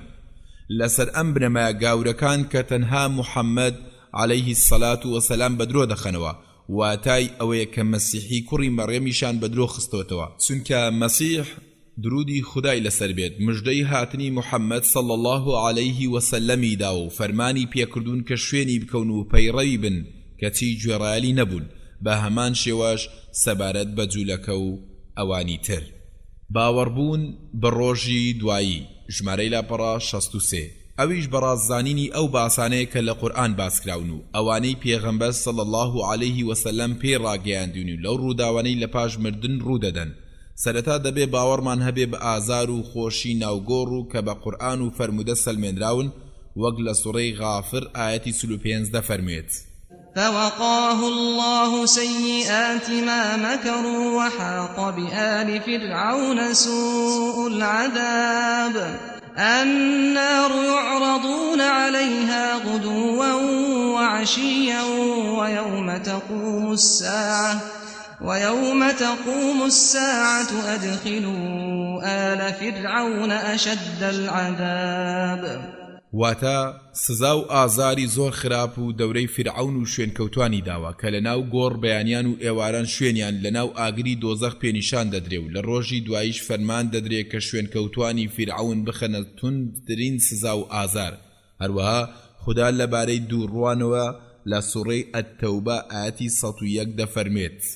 سنعذبهم مرتين ثم يردون إلى عذاب عظيم دووجار ئازاریان دەدەین و پاشان واتە لە ڕۆژی دوایی دەیانگەنین بە ئازار و سزای گەورە ئیبن مەسعود خوددا لێ ڕازی بێت و کەسانی تریش دەڵێن سزای یەکەم لە دنیایە و هی دووەمیش لەناو گۆڕە ئینجا لە پاشان سزای گەورە لەناو ئاگر دەبینین فرمودە زۆرە لەبارەی سەلماندنی سزا و خۆشی ناو گۆڕ بەڵکو ئیبن القەیم و کەسانی تر بە فرمودەی متەواتریان داناوە و لەم بارەوە زیاتر لە 50 فرمودە هەنا لەوانە لە صحیحی بوخاری و مسلیمە هاتووە کە پێغەمبەر صلی الله عليه وسلم بەلای دوو گۆڕ تێپەڕیوە و فەرموویەتی ئێستا ئەو دوانە سزا و ئازار دەدرێن لەسەر شتێک کە بە گومانی خەڵکی گوناهی گەورە نەبووە یەکەمیان خۆی لە پروشتی میس خاوێن نەکردوێتەوە و نەدەپاراست و ئەوەی تریان قسەی لە نێوان خەڵکی دەهێنا و دەبرد هەروەها لە فەرمودەی بوخاری و مسلیم دادوە کە پێغەمبەر صلی الله عليه وسلم لە نزاکەیدا دەیفەرموو خودایە پەنات پێدەگرم لە سزا و ئازاری ناوگۆڕ و سزا و خۆشیەکانی ناوگۆڕ لە کاروبارە شاراوەکانن و بەهۆش و عەقڵی مرۆڤ پێوەرناکرێ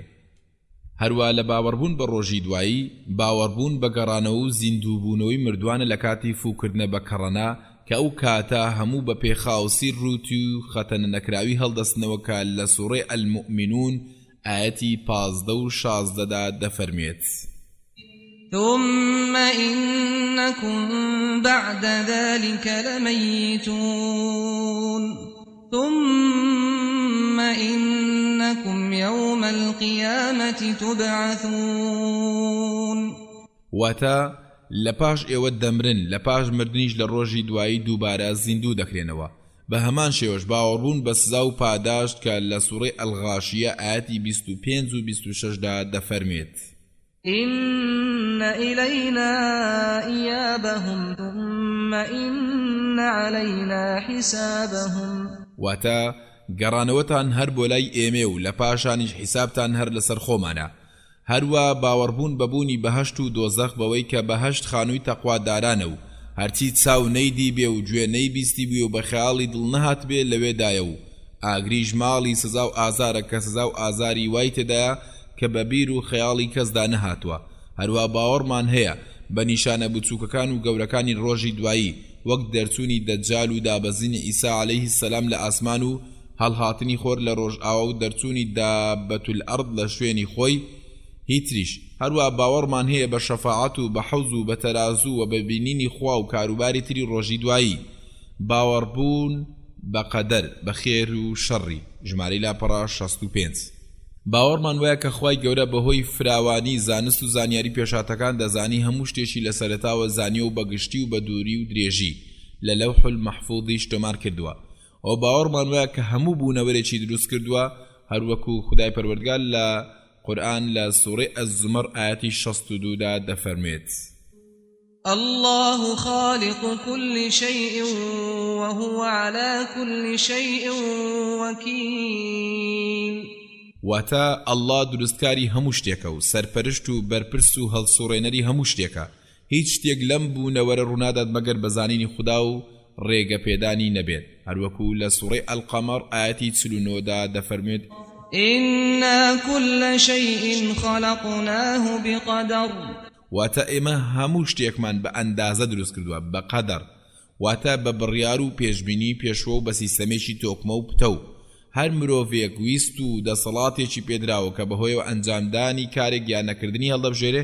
لەسەر ئەم بنەمایە مرۆڤ ئەگەر حەز بکات و بیەوێ دەست نوێژ دەشوات و نوێژ دەکات ئەگەریش بیوێ سەر لە خۆی دەشێوێنێ و داوێن پیسی دەکات بۆیە بە سزا یا پاداش دادگایی دەکرێت جا دروست نییە کەسێک بەهانە بە قەدەر بگرێ و قەدەر لە ئەنجام نەدانی وازبێک یا ئەنجامدانی کارە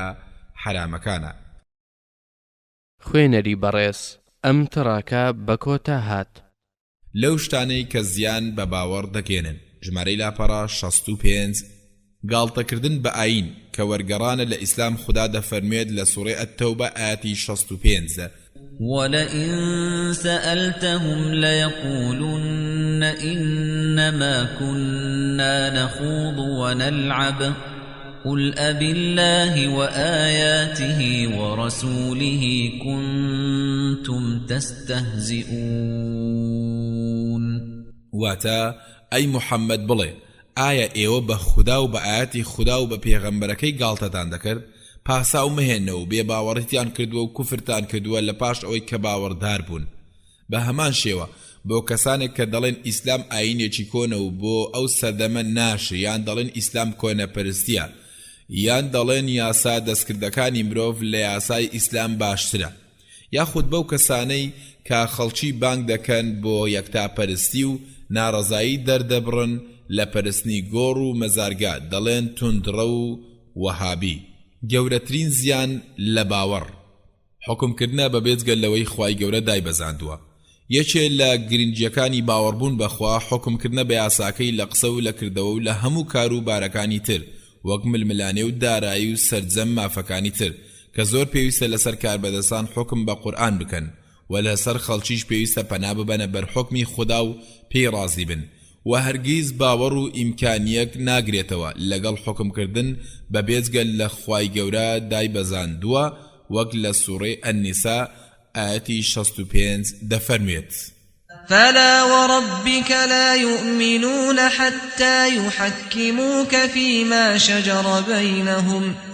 ثم ثم لا يجدوا في أنفسهم حرجا مما قضيت ويسلموا تسليما.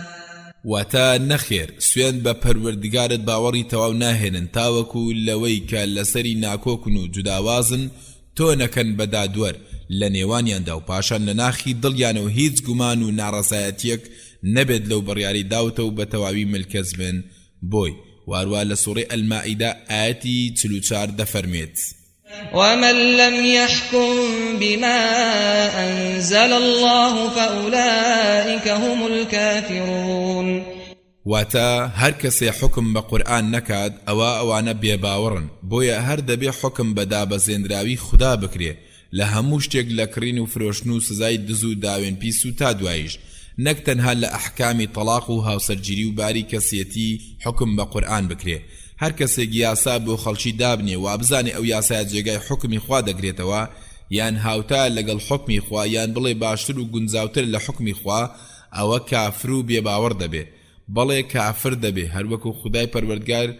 لە سوڕەی ئەششوڕا ئایەتی 21 دەفەرمێت: أم لهم شركاء شرعوا لهم من الدين ما لم يأذن به الله. ئایا ئەوان هاوبەشانێکیان هەیە کە شەرع و یاسایان بۆ دادەنێن لە ئاینی خوای گەورە کە خوای گەورە ڕێگەی پێنەداوە؟ هەروە لە سوڕەی ئەلمائیدە ئایەتی 50 دەفەرمێت: أفحكم الجاهلية يبغون ومن أحسن من الله حكما لقوم يوقنون. واتا ئایا ئەوان داوای حکمی نەفامی دەکەن جاچ حکمێک باشتر و چاکترە لە حکمی خودای بۆ گەلێک کە باوەڕیان زۆر بەهێزە و گەیشتوونەتە پلەی دڵنیابوون. لا فرمودەی صحیحدا هاتووە کاتێ خوای گەورە ئەم ئاەتە لە سوڕەی ئەتەوبە ئاەتی 31 دابەزاند: اتخذوا أحبارهم ورهبانهم أربابا من دون الله والمسيح ابن مريم وما أمروا إلا ليعبدوا إلها واحدا لا إله إلا هو سبحانه عما يشركون. واتا جوولەکە بێزگەل لە خوددا زانا و پیاوانی ئاینیان کردە خوا و پەروەردگاریان ملکەتیان بوون. عەدی بن حاتەم خوددا لێ ڕازی بێ وتی ئەی نێردراوی خوا ئێمە نان پەرستین. فەرمووی ئایا ئەوەی خوای گەورە لە سەرتانی حرام کردووە ئەوان حەڵالی ناکەن و ئێوەش لەسەر قسەیوان حەڵالی دەکەن و ئەوەی خوای گەورە حەڵالی کردووە ئەوان لەسەرتان حرامی دەکەن و ئێوەش لەسەر خۆتان حرامی دەکەن؟ تی بەڵێ. فەرموویدەی ئەوە پەرستنیانە لەو زیانانەی بە باوەڕ دەگات بە گەورەگرتنی بێباوەڕان و کردنیان بە برا گەورە و خۆشەویست و پشگیری کردنیان یان بە پێچەوانەوە دژایەتیکردنی باوەڕداران بێگومان پێویستە لەسەر مسلمانان کە دژایەتی بێباوەڕان بکەن لە جوولەکە و لە گاوران و سەرجەم هاو بەش بڕیاردەران ئەوانەی کە دژایەتی ئاینی خوا و هەڵگران و شوێنکەوتوانی دەکەن و دەبێ خۆمان بپارێزین لە خۆشویستنیان وەک خوای گەورە لە سوڕەی ئەلممتەحینە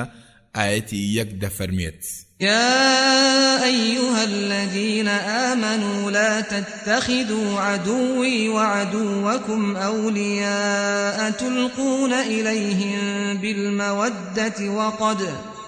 وقد كفروا بما جاءكم من الحق يخرجون الرسول وإياكم أن تؤمنوا بالله ربكم إن كنتم خرجتم جهادا في سبيلي وابتغاء مرضاتي تسرون إليهم بالمودة وأنا أعلم بما أخفيتم وما أعلنتم ومن يفعله منكم فقد ضل سواء السبيل. واتا ئەی کۆمەڵی باوەڕداران دوژمنی من و دوژمنی خۆتان مەکەن بە گەورە و ئاغاتان خۆشەویستیان بۆ دەرببڕن کەچی ئەوان بێباوەڕن بەو حەقەی کە قورئانە کە بۆتان هاتووە بەڵکو خوای گەورە خۆشویستنی باوک و برا و هۆز و خزم و کەسیشی حرام کردووە ئەگەر بێباوەڕ بن و دژایەتی ئاینی خوا و بانخوازیان بۆ دەکرد کە لە سوڕەی ئەلموجادەلە ئاەتی 25 دەفەرموێ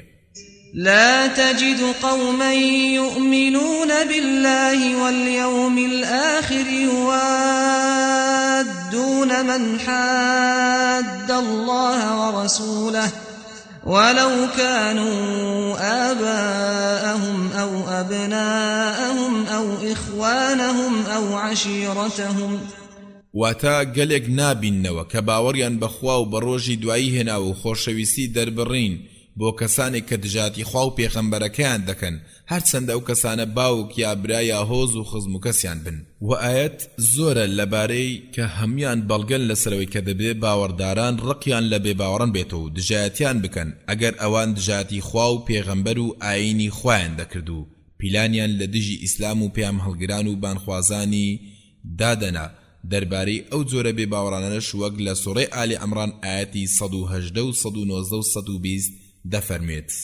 قد بدت البغضاء من أفواههم وما تخفي صدورهم أكبر قد بينا لكم الآيات إن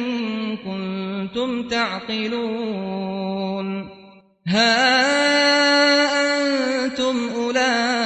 تحبونهم ولا يحبونكم وتؤمنون بالكتاب كله وإذا لقوكم قالوا آمنا وإذا خلوا عضوا عليكم الأنامل من الغيظ قل موتوا بغيظكم إن الله عليم بذات الصدور إن تمسسكم حسنة تسؤهم وإن تصبكم سيئة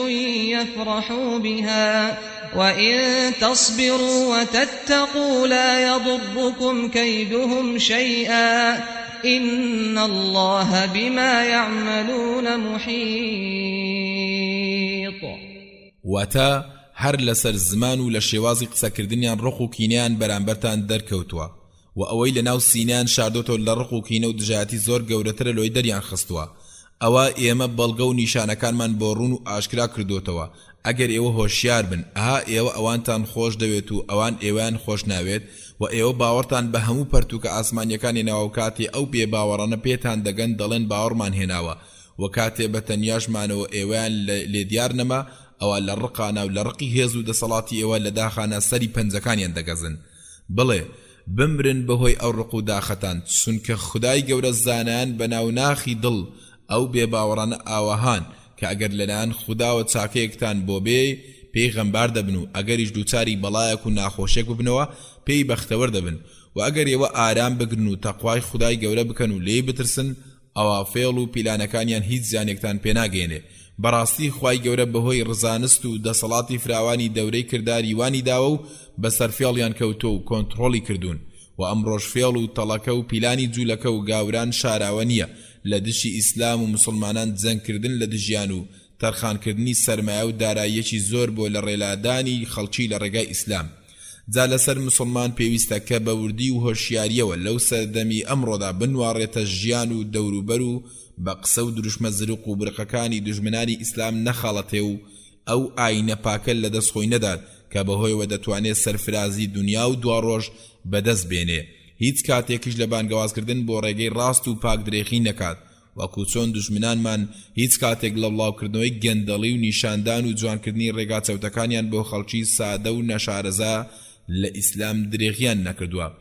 پێویستە لەسەر مسلمانان خۆیان بپارێزن و لە لاساییکردنەوەی بێباوەڕان و شوێن کەوتنی ڕێبازەکەیان و لە هەموو شوێن و کاتێک شانازی بکەن بە ئاینەکەیان چونکە تەواوی هەموو پەیامە ئاسمانیەکان و ڕاستترین و پاکترینیانە لەو زیانانەی کە بە باوەڕ دەگات بە کەمسەیکردنی هاوڵانی پێغەمبەر صلی الله عليه وسلم یا جنێو پێدانیان یاخود بە کەمسەیکردنی ئالوبەیتی ڕێزداری پێغەمبەر صلی الله عليه وسلم بۆیە مسلمان هەموو هاوڵانیان خۆش دەبێت و زیادە ڕۆی ناکەن لەو خۆشەویستیە هەروە ڕقمان لەو کەسانە دەبێتەوە کە ڕقیان لە هاوڵانە و بە چاکە نەبێ باسی هاوڵان ناکەین وەک خوای گەورە لەبارەیان و لە سوڕەی ئەت-تەوبە ئاەتی 15 دەفەرمێت والسابقون الأولون من المهاجرين والأنصار والذين اتبعوهم بإحسان رضي الله عنهم ورضوا عنه وأعد لهم جنات تجري تحتها الأنهار خالدين فيها أبدا ذلك الفوز العظيم. پێشینە سەرەتاییەکان کە لە کۆچبەران و پشتیوانان و ئەوانەی شوێنیان کەوتن بە چاکە خوای گەورە ڕازی بوو لیان و ئەوانیش لە خوای گەورە ڕازی بوون و لۆچوونی سوننە و جەماعە لەبارەی ئەو ململانێ و جەنگانەی لە نێوان هاوڵان ڕوویداوە ئەوەیە کە بێدەنگ بێت لەسەر هەمووی چونکە ئەوان مرۆڤن و هەڵە دەکەن و ڕاز دەکەن و چۆن خوددا شمشێرەکان یەمەی پاراز لەو فیتنە و بەڵایەنە بە ئاوەهاش زمانمان لێی بپارێزین و بڵین ئەوان مرۆڤن و پەروەردگاری خۆیان هەیە کە لە ڕۆژی دوایی کۆیان دەکاتەوە و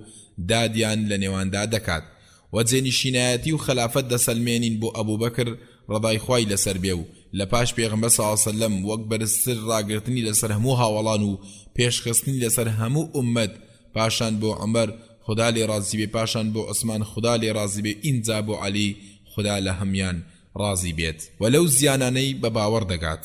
ئەو بیدعانویانەیە کە هەندێک لە مسلمانان دەستیان داوەتی وا گومان دەبن کە لە خدا نزیکیان دەکاتەوە وەک ئاهەنگگێڕان بە بۆنەی لەدایکبوونی پێغەمبەر صلی الله عليه وسلم کە لەناو ئاهەنگەکە هەڵدەستێتەوە سەرپیان و سەلام لە پێغەمبەر صلی الله عليه وسلم دەکەن یان ئاهەنگ دەجێڕن بە بۆنەی لەدایکبوونی وەلی و پیاوچاکان کە ئەمانە هەمووی بیدعانە و لە ئاینی ئیسلام دانیە چونکە لەو ئاهەنگانە کاری زۆر ناشەرعی ئەنجام دەدرێت وەک خوێندنەوەی سەرگوزشتەی هەڵبەسرا و دوور لە ڕاستی یا داواکردنی لێخۆشبوون لە پێغەمبەر صلی الله عليه وسلم دەکەن و داوای لێ دەکەن کە لەسەر پردی سیرات دەستیان بگرێ لە هەمووشی سەیترەوەی کە هەیە هەموو ساڵێک مەولود دەخوێنێتەوە وانیشان دەدات کە پێغەمبەری زۆر خۆشەوێت کەچی بەکردار لە هەموو کەس زیاتر لە سنەت و ڕێبازی پێغەمبەر صلی الله عليه وسلم دوورە یا دەڵێن پێغەمبەر صلی الله عليه وسلم لەو ماڵە ئامادەیە کە مەولودی لێ دەخوێنرێتەوە باشە مەولود نەفەرزە نەسنەتە لەگەڵۆشدا ئەنجام دەدرێ بەڵام لە هەمان کاتدا زۆر لە فەرز و واجبەکان فرامۆش دەکەن و سنەتەکانی زۆر کەم کەس لێی دەپرسێت لەو ماڵە و لەسەر دەستی ئەمانە و کەسێک کە هەموو ساڵێ مەولودی دەکات حیجاب فرامۆش دەکرێت و پێشێڵ دەکرێت کە فەرمانی خۆیە و فەرز و واجبە لەسەر هەموو ئافرەتێکی مسلمان لە هەمان ماڵ ئاهەنگی بوو گواستنەوەی وا دەکرێت کە تەنها شەیطان دڵی پێی خۆش دەبێت ئەوەت لە چی و مەولود خوێندنەوەت لە چی خۆشویستنی پێغەمبەر صلی الله عليه وسلم بە خوێنەوە جۆرە مەولودانە نییە بەڵکو بە پەیڕەوکردنی ڕێبازەکەیەتی و کردنێتی بە مامۆستا و چاوساخ تێبینی بەڵام ئەگەر مەولودێک بەو شێوە جێڕدا کە سنووری شەرعی تێدا نەبەزێنرا و حرام ڕووی نەدا و شێوەکانی شیرک و خاوبەشی دانان و درۆ و هەڵبەستەی تێدا نەکرا ئەوە ئینشاءالله سود بەخشە و پاداشی چاچی لەسەر دەبێت هەروەش سەبارەت بە ئاهەنگگێڕان بە بۆنەی شەوی ئیسرا و میعراج و شەوی قەدر و تا دوایی ئەگەر لە شەرع و بەرنامەی خوای گەورە لای نەدا نەبوو هۆی هاوبەشی دانان بۆ خوددا و زیادە ڕۆیی کردن لە مەدحی پێغەمبەر صلی الله عليه وسلم و هاوڵان ئەو کاتە ئینشاءالله دروستە و بەخێر و چاکە دەنووسرێ لە کۆتاییدا زانایان دەڵێن هەندێک کار و کردەوە هەیە کە مسلمانان لە ئاین وەردەجێڕێن لەوانە یەکەم هاوبەشی دانان بۆ خوددا وەکو پێشتر باسمان کرد دووەم کەسە لە نێوان خۆی و خوا یەکێ یا شتێدا بنێ وەکو بازنێژی پەیوەندی تاوەکو لای خوددا تکای بۆ بکات و پشتی پێ ببەستێ سێم کەسێک کە مشریکان بە کافر نەزانێ و یا مەزهەب و ڕێبازیان بەڕاست بزانێت چونکە هەر کەسێ بە دینی ئیسلام دیندار نەبێ کافرە چ مەسیحی بێ چ جوولەکە بێ و چ بوزی بێ و تا دوایی چوارەم کەسێ باوەڕی وابێ کە بێزگە لە ئیسلام ڕێبازی تری هەیە ڕاستتر بێ یا حکمی تر یا ئەو یاسا و دەستورە دەستکردانی مرۆڤ لە ئیسلام باشترە یا بڵێ ئەو یاسا دەستکردانە هاوتای شەرعی ئیسلام و بۆ هەموو کات و شوێنێک دەگونجێ هەتا ئەگەر باوەڕشی وابوو کە حکمکردن بە شەرعی ئیسلام باشترە یان باوەڕی وابوو شەرعی ئیسلام ناگونجێ لە سەدەی 21 پەیڕەو بکرێ یان بڵێ ئیسلام بوو هۆی دواکەوتوی مسلمانان یا باوەڕی وابێ کە ئیسلامەتی و دینداری تەنها خۆی پەیوەندی بەندە بەخوا دەبینێتەوە نابێت بچێتە ناوکاری ڕامیاری و مامەڵە و شتی تر یا باوەڕی وابێ کە جێبەجێکردنی بڕیاری خوددا بۆ ئەو سەردەمە ناگونجێ وەک سزای بڕینی دەستی دەست یا بەربارانکردنی داوێن پیسێکی خاوە ناوسەر ئەوە ئەو کەسە بەبێ جوداوازی ڕاولۆچون کافر و بێباوەڕە پێنجەم هەر کەسێ ڕقی لە شتێ بێتەوە کە پێغەمبەر صلی الله عليه وسلم هێناوێتی هەر چەندە کاریشی پێ بکات وەکو خدای پەروەردگار لە سوورەی محەممەد ئاەتی 9 دەفەرمێت ذلك بأنهم كرهوا ما أنزل الله فأحبط أعمالهم واتا بەهۆی ئەوەی ئەوان ڕقیان لەدا بە زێنراوی خوددا بیەوە لە شەڕ و بەرنامە بۆیە کار و کردەوەکانیان پوچەڵ و بێمایە بوویەوە. شەشەم کەسێک گاڵتە بە شتێک لە ئاینی ئیسلام بکات یا بە پاداشت و سزاکەی بێ باوەڕ دەبێ وەکو خودای پەروەردگار لە سوورەی ئەت-تەوبە ئاەتی 65 و 66 دا دەفەرمێت: قل أبالله وآياته ورسوله كنتم تستهزئون لا تعتذروا قد كفرتم بعد إيمانكم. أي محمد بڵێ ئایا ئێوە بە خوددا و بە ئاەتی خوددا و بە پێغەمبەرەکەی گاڵتەتان دەکرد؟ پاساو مهێننەوە و بێباوەڕیتان کردووە، کوفرتان کردووە لە پاش ئەوەی کە باوەڕدار بوون. حوتەم جادوگەریەک وەک ڕەشکردنی کەسێک لە بەرچاوی کەسێکی تر یان جۆرێکی تر. هەشتەم پشگیریکردن و هاریکاریکردنی مشریکان لە دژی باوەڕداران وەک لە سوورەی ئەلمائیدە ئاەتی 51 دەفەرمێت: ومن يتولهم منكم فإنه منهم إن الله لا يهدي القوم الظالمين. واتا هەر کەسێک لە ئێوە پشتی مشریکان بگرێت و سەریان بخات بەسەر مسلمانان ئەوە ئەویش وەکو ئەوانە واتا بێباوەڕە، خوای گەورە ڕێنمایی گەلی ستەمکار ناکات. نۆیەم کەسێ باوەڕی وابێ کە هەندێک کەس بۆیان هەیە و دەتوانن لە شەرعی محەممەد صلی الله عليه وسلم دەرچن وەک چۆن خضر لە شەرعی موسا عليه السلام لایدا و دەرچوو، وەک هەندێ لە دەروێشان باوەڕیانەوەیە کە ئەرکەکان و واجباتی شەرع لەسەر ئەوان لاکەوتووە. جارێکیان دوو ئافرەت دەستنە لای بەناو شێخێک بۆی داوای لێ بکەن و دوعایەکیان بۆ بکاتاوەکو کوڕەکەی دڵی نەرم بێت و ڕازی بێت ژن بێنێ. یەکێکیان دەڵێ کاتێ چووینە ژوورەوە لە پاش چاوەڕوانیەکی زۆر مام سەیدی بەناو شێخ بە دوعا و نزا و پێشوازی لێکردین و ئێمەش لەسەر داواکاری خۆی لە نزیکۆ دانیشتین. مام بەناو شێخ لە ناو بەڕکی کراسی خۆی دینارێکی دەرێنا و بەنێو چاوانی دەستە خوشکەکەمی وەناو گرتی بە گومان دەیگرێ چونکە ئەو کاتە هاوین بوو، عراقەیەکی زۆریشی کرد بوو. پاشان توی هەڵسە کەسم ئەو قورئانەم بۆ بێنە تا بۆ تەماشاکەم. منیش قورئانەکەم بۆ هێنا و بینیم قورئانەکەی کردەوە بە هەڵاو جێڕی، واتە لەسەر ڕووەکەی و بەکراوەی خستێ سەر قاچی. منیش بەم کارە زۆر شڵەژام و ئاگام لە خۆم نەماو. هاوارم کرد مام سەید چۆن کاری وا دەکەی؟ ئەمە قورئانە، چۆن ئەوەها بێڕێزی دەکەی و بە هەڵاو جێڕی لەسەر قاستی دادەنەی؟ تی بابا کچی خۆم بۆ ئێمە دەبێت، بۆ ئێمە دەبێت. بەڵام من و ئافرەتەکەی لەگەڵم بوو زۆر ترساین، بۆیە بەبێ دوعاکردن جێمان هێشت و هاتینەوە. پاشان تۆبەم کرد کە جارێکی تر بە هیچ شێوێک نەچمە لای ئەو جۆرە بەناو شێخ و سەیدانە. دەیەم پشتکردن لە ئاینی خوا بەوەی کە هەوڵی فێربوون و کارپێکردنی نەدەی، هەروەکو خودای پەروەردگار لە سوورەی ئەس-سەجدە ئاەتی 22 دەفەرمێت: ومن أظلم ممن ذكر بآيات ربه ثم أعرض عنها إنا من المجرمين منتقمون. واتا ئایا چێ لەو کەسە ستەمکارترە کە ئاەتی خوای وەبیردەهێنرێتەوە کەچی ئەم پشتی تێدەکات و وەری ناگرێ و فێری نابێت و کاری پێناکات؟ بەڕاستی ئێمە لە تاوانکاران و سنوور بەزێنان تۆڵە دەسێنینەوە. خوێنەری بەڕێز ئەم تڕاکە بە کۆتا هات. ئێستێک ژمارەی لاپەڕا 74. تاوانی گەورە و ماڵوێرانی و قوربەسەری ئەوەیە کە مرۆڤ نوێژ نەکات و وازی لێبێنێ، چونکە نوێژنەکەران هەردەم شەیطان بەختەوەر دەکەن و دەبن بە دوژمنی خوا و دوژمنی باوەڕداران. لە هەمان کاتدا دەبن بە برای بێباوەڕان و ئەگەریش لەسەر ئەو حاڵە بمرن لەگەڵ فیرعەون و هامان کۆ دەکرێنەوە، دەخرێنە ئاگری دۆزەخەوە. مسلیم دەجێڕێتەوە کە پێغەمبەر صلی الله عليه وسلم فەرموویەتی: لە نێوان مرۆڤ و بێباوەڕی یا شریکدا وازهێنانە لە نوێژ. ابن القیم دەڵێ یەکێ لەوانەی لە گیان الله بوو کە کەسێکی زۆر گوناهبار بوو کاتێ مردن گەیشتە سەری و دەوروبەری شڵەژان و لە بەردەمی دەکەوتنە سەرچۆک و هەوڵیان لەگەڵدا کە خودای بهێنەوە یاد شادتمانی پێبێنن. ئەمیش یەک لە دوایەک ئاخی هەڵدەکێشا کاتێ گیانی خەریک بوو دەرچێ، یەک بەدەنجی هاواری کرد بڵێم لا ئیلاهە ئیلا الله، جا ئێستا لا ئیلاهە ئیلا الله چ سوودێکم پێدەگەێنێ کە من نازانم جارێک نوێژێکم بە خوددا کرد بێ. اینجا هەناسە و ئاخی هەڵکێشا تا مرد. لبرامبري عامر بن عبد الله بن زبير كلا سرجيغاي مردن بو ئەوەندەی لە ژیان نەمابوو خزم و کەسی لە دەوروبەری دەگریان لەو کاتێک کە ئازارەکانی سەرەمەرگ لەسەری زیادی کرد گوێ لێ بوو بانگ دەدرێ بۆ نوێژی شێوان لەو کاتەدا لەگەڵ ئازارە یەک لە دوای یەکەکانی کە هێزی لە دەروون نەهێشت بوو کەچی دەڵێ دەستم بگرن وتیان بۆ کوێ وتی بۆ مزگەوت وتیان بەم حاڵەتەوە وتی سبحان الله گوێم لێ بێ بۆ نوێژ بانگ دەکرێ و وەرامی نەدەمەوە دەی دەستم بگرن ئینجا دوو پیاو هەڵیان گرت و یەک ڕکاتی لەگەڵ ئیمام کرد لە پاشان لە کاتی کوڕنوش بردندا بەڵێ لە کاتی کوڕنوش بردندا مرد عطائی کوڕی سائیب دەڵێ هاتینە لای ئەبی عەبدوڕەحمان السەلەمی کە نەخۆش بوو لە نوێژگاکەی لە مزگەوت دانیشت بوو نەخۆشی زۆری بۆ هێنا و کەوتە گیان الله ئێمەش لە ڕووی مهر و سۆزەوە پێمانوت دەبابت بەینە سەر جێگەکەت چونکە ئەوێ بۆ تۆ نەرمتر و باشترە ئەمیش زۆری لە خۆی کرد و هاتە قسە وتی پێغەمبەر صلی الله عليه وسلم فەرموویەتی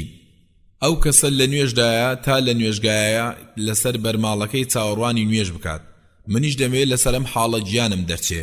اینجا هەر کەسێ نوێژ بکات و ئارام بگرێ لەسەر گوێڕالیکردنی خوا ئەوە خوا بە چاکە و خێر کۆتایی بە ژیانی دێنێ سعد بنی معاذ رضی الله عنه کە هاوڵێکی چاک و خواپەرست بوو بەنهێنی خواپەرستی دەکرد شەو بە گریانی بەرەبەیانی ناسی بوو ڕۆژیش بە نوێژ و ئیستیغفار اینجا سعد لە جەنجی بەنی قوڕەیزە بریندار بوو چەند ڕۆژێک بە نەخۆشی مایە و پاشان مردن پێی گەیشت کە هەواڵ درایە پێغەمبەر صلی الله عليه وسلم بە هاوڵانی فەرموو هەڵسم چینە لای جابر دەڵێ پێغەمبەر صلی الله عليه وسلم دەرچوو ئێمەش لەگەڵی دەرچوین هێندە خێرا ڕۆیش هەتا قەیتانی پێڵاوەکانمان پسا و عەباکانمان کەوتە خوارەوە هاوڵان زۆر سەرسام بوون لەو خێراییەی پێغەمبەر صلی الله عليه وسلم ئەمیش فەرمووی دەترسم فریشتەکان لە پێش ئێمە پێی بگەن و وەکو حەنظەڵە بیشۆن اینجا کە گەیشتنە ماڵەکەیان سعد خدا لێ ڕازی بێ مردبوو بینی هاوڵان دەیشون و دایکیشی دەگری پێغەمبەر صلی الله عليه وسلم فەرمووی هەموو ئەوانەی دەگرین بەسەر مردوەکانیان هەڵ دەڵێن درۆی تێدا دەکەن تەنها دایکی سعد نەبێ پاشان هەڵیان گرتو بۆ ناو گۆڕەکەی و پێغەمبەری صلی الله عليه وسلم لە دوای تەرمەکەی چوو هاوڵان وتیان ئەی نێردراوی خوا لە پێش هەرگیز مردووی ئاوەها چێش سوکمان هەڵ نەگرتووە فەرمووی ئەی چۆن هەڵگرتنی سوک نابێ کە ئەوەندە و ئەوەندە فریشتە دابەزیوە کە پێش ئەمڕۆ هەرگیز دانەبەزی بوون لەگەڵ ئێوە تەرمەکەیان هەڵگرتووە سوێن بەو کەسەی گیانی منی بەدەستا فریشتەکان شاد بوون بە گەیشتنی گیانی سعد و عەرشی خوای بۆ لەرزی هەروەکو خدای پەروەردگار لە سوڕەی ئەلکەهف ئاەتی 107 و 118 دەفەرموێت إن الذين آمنوا وعملوا الصالحات كانت لهم جنات الفردوس نزلا خالدين فيها لا يبغون عنها حولا واتا ئەوانەی باوەڕیان هێنا و کرداری چاچیان زۆر کردووە بەهەشتانی فیردەوسیان منزڵگایە و تاتایی لە ناوی دەمێننەوە و هەرگیز داوا ناکەن لەو خۆشیە بگوێزرێنەوە الفیردەوس واتا بەرزترینی بەهەشت و ناوەڕاستەکەیەتی و یەکێ لە گوناهە گەورەکان نەدانی زەکاتە لە صحیحی مسلیم داهاتوە کە پێغەمبەر صلی الله عليه وسلم فەرموویەتی هیچ خاوەن زێڕ و زیوێک نییە کە لە دنیادا زەکاتی لە ماڵەکەی نەدابێ ئیلا لە ڕۆژی دوایی ئەو زێڕ و زیوە دەکرێتە پارچەی ئاگر و سوور دەکرێتەوە و تەنیشت و نێوچاوان و پشتی پێداغ دەکرێت اینجا هەر چەند سات بێتەوە دووبارە گەرم دەکرێتەوە و هەمان کردار دووبارە دەکرێتەوە لە ڕۆژێک کە 50,000 ساڵە تا ئەو کاتەی خوددا دادوەری دەکات لە نێوان بەندەکانی ئەو کاتە دەرەنجامی خۆی دەبینی یا بۆ بەهەشت یا بۆ دۆزەخ دوو ماهی براو خوشکی ڕێزدارم کەس و کار و ناسیاوم بەپیل بانگەوازی خوا بچن و باوەڕی پێبێنن تا لە گوناهەکانتان ببورێ و بتان پارێزێت لە سزا و ئازاری بەسۆ واللهی من تەنها ئامۆژگاری و دڵسۆزێکم بۆتان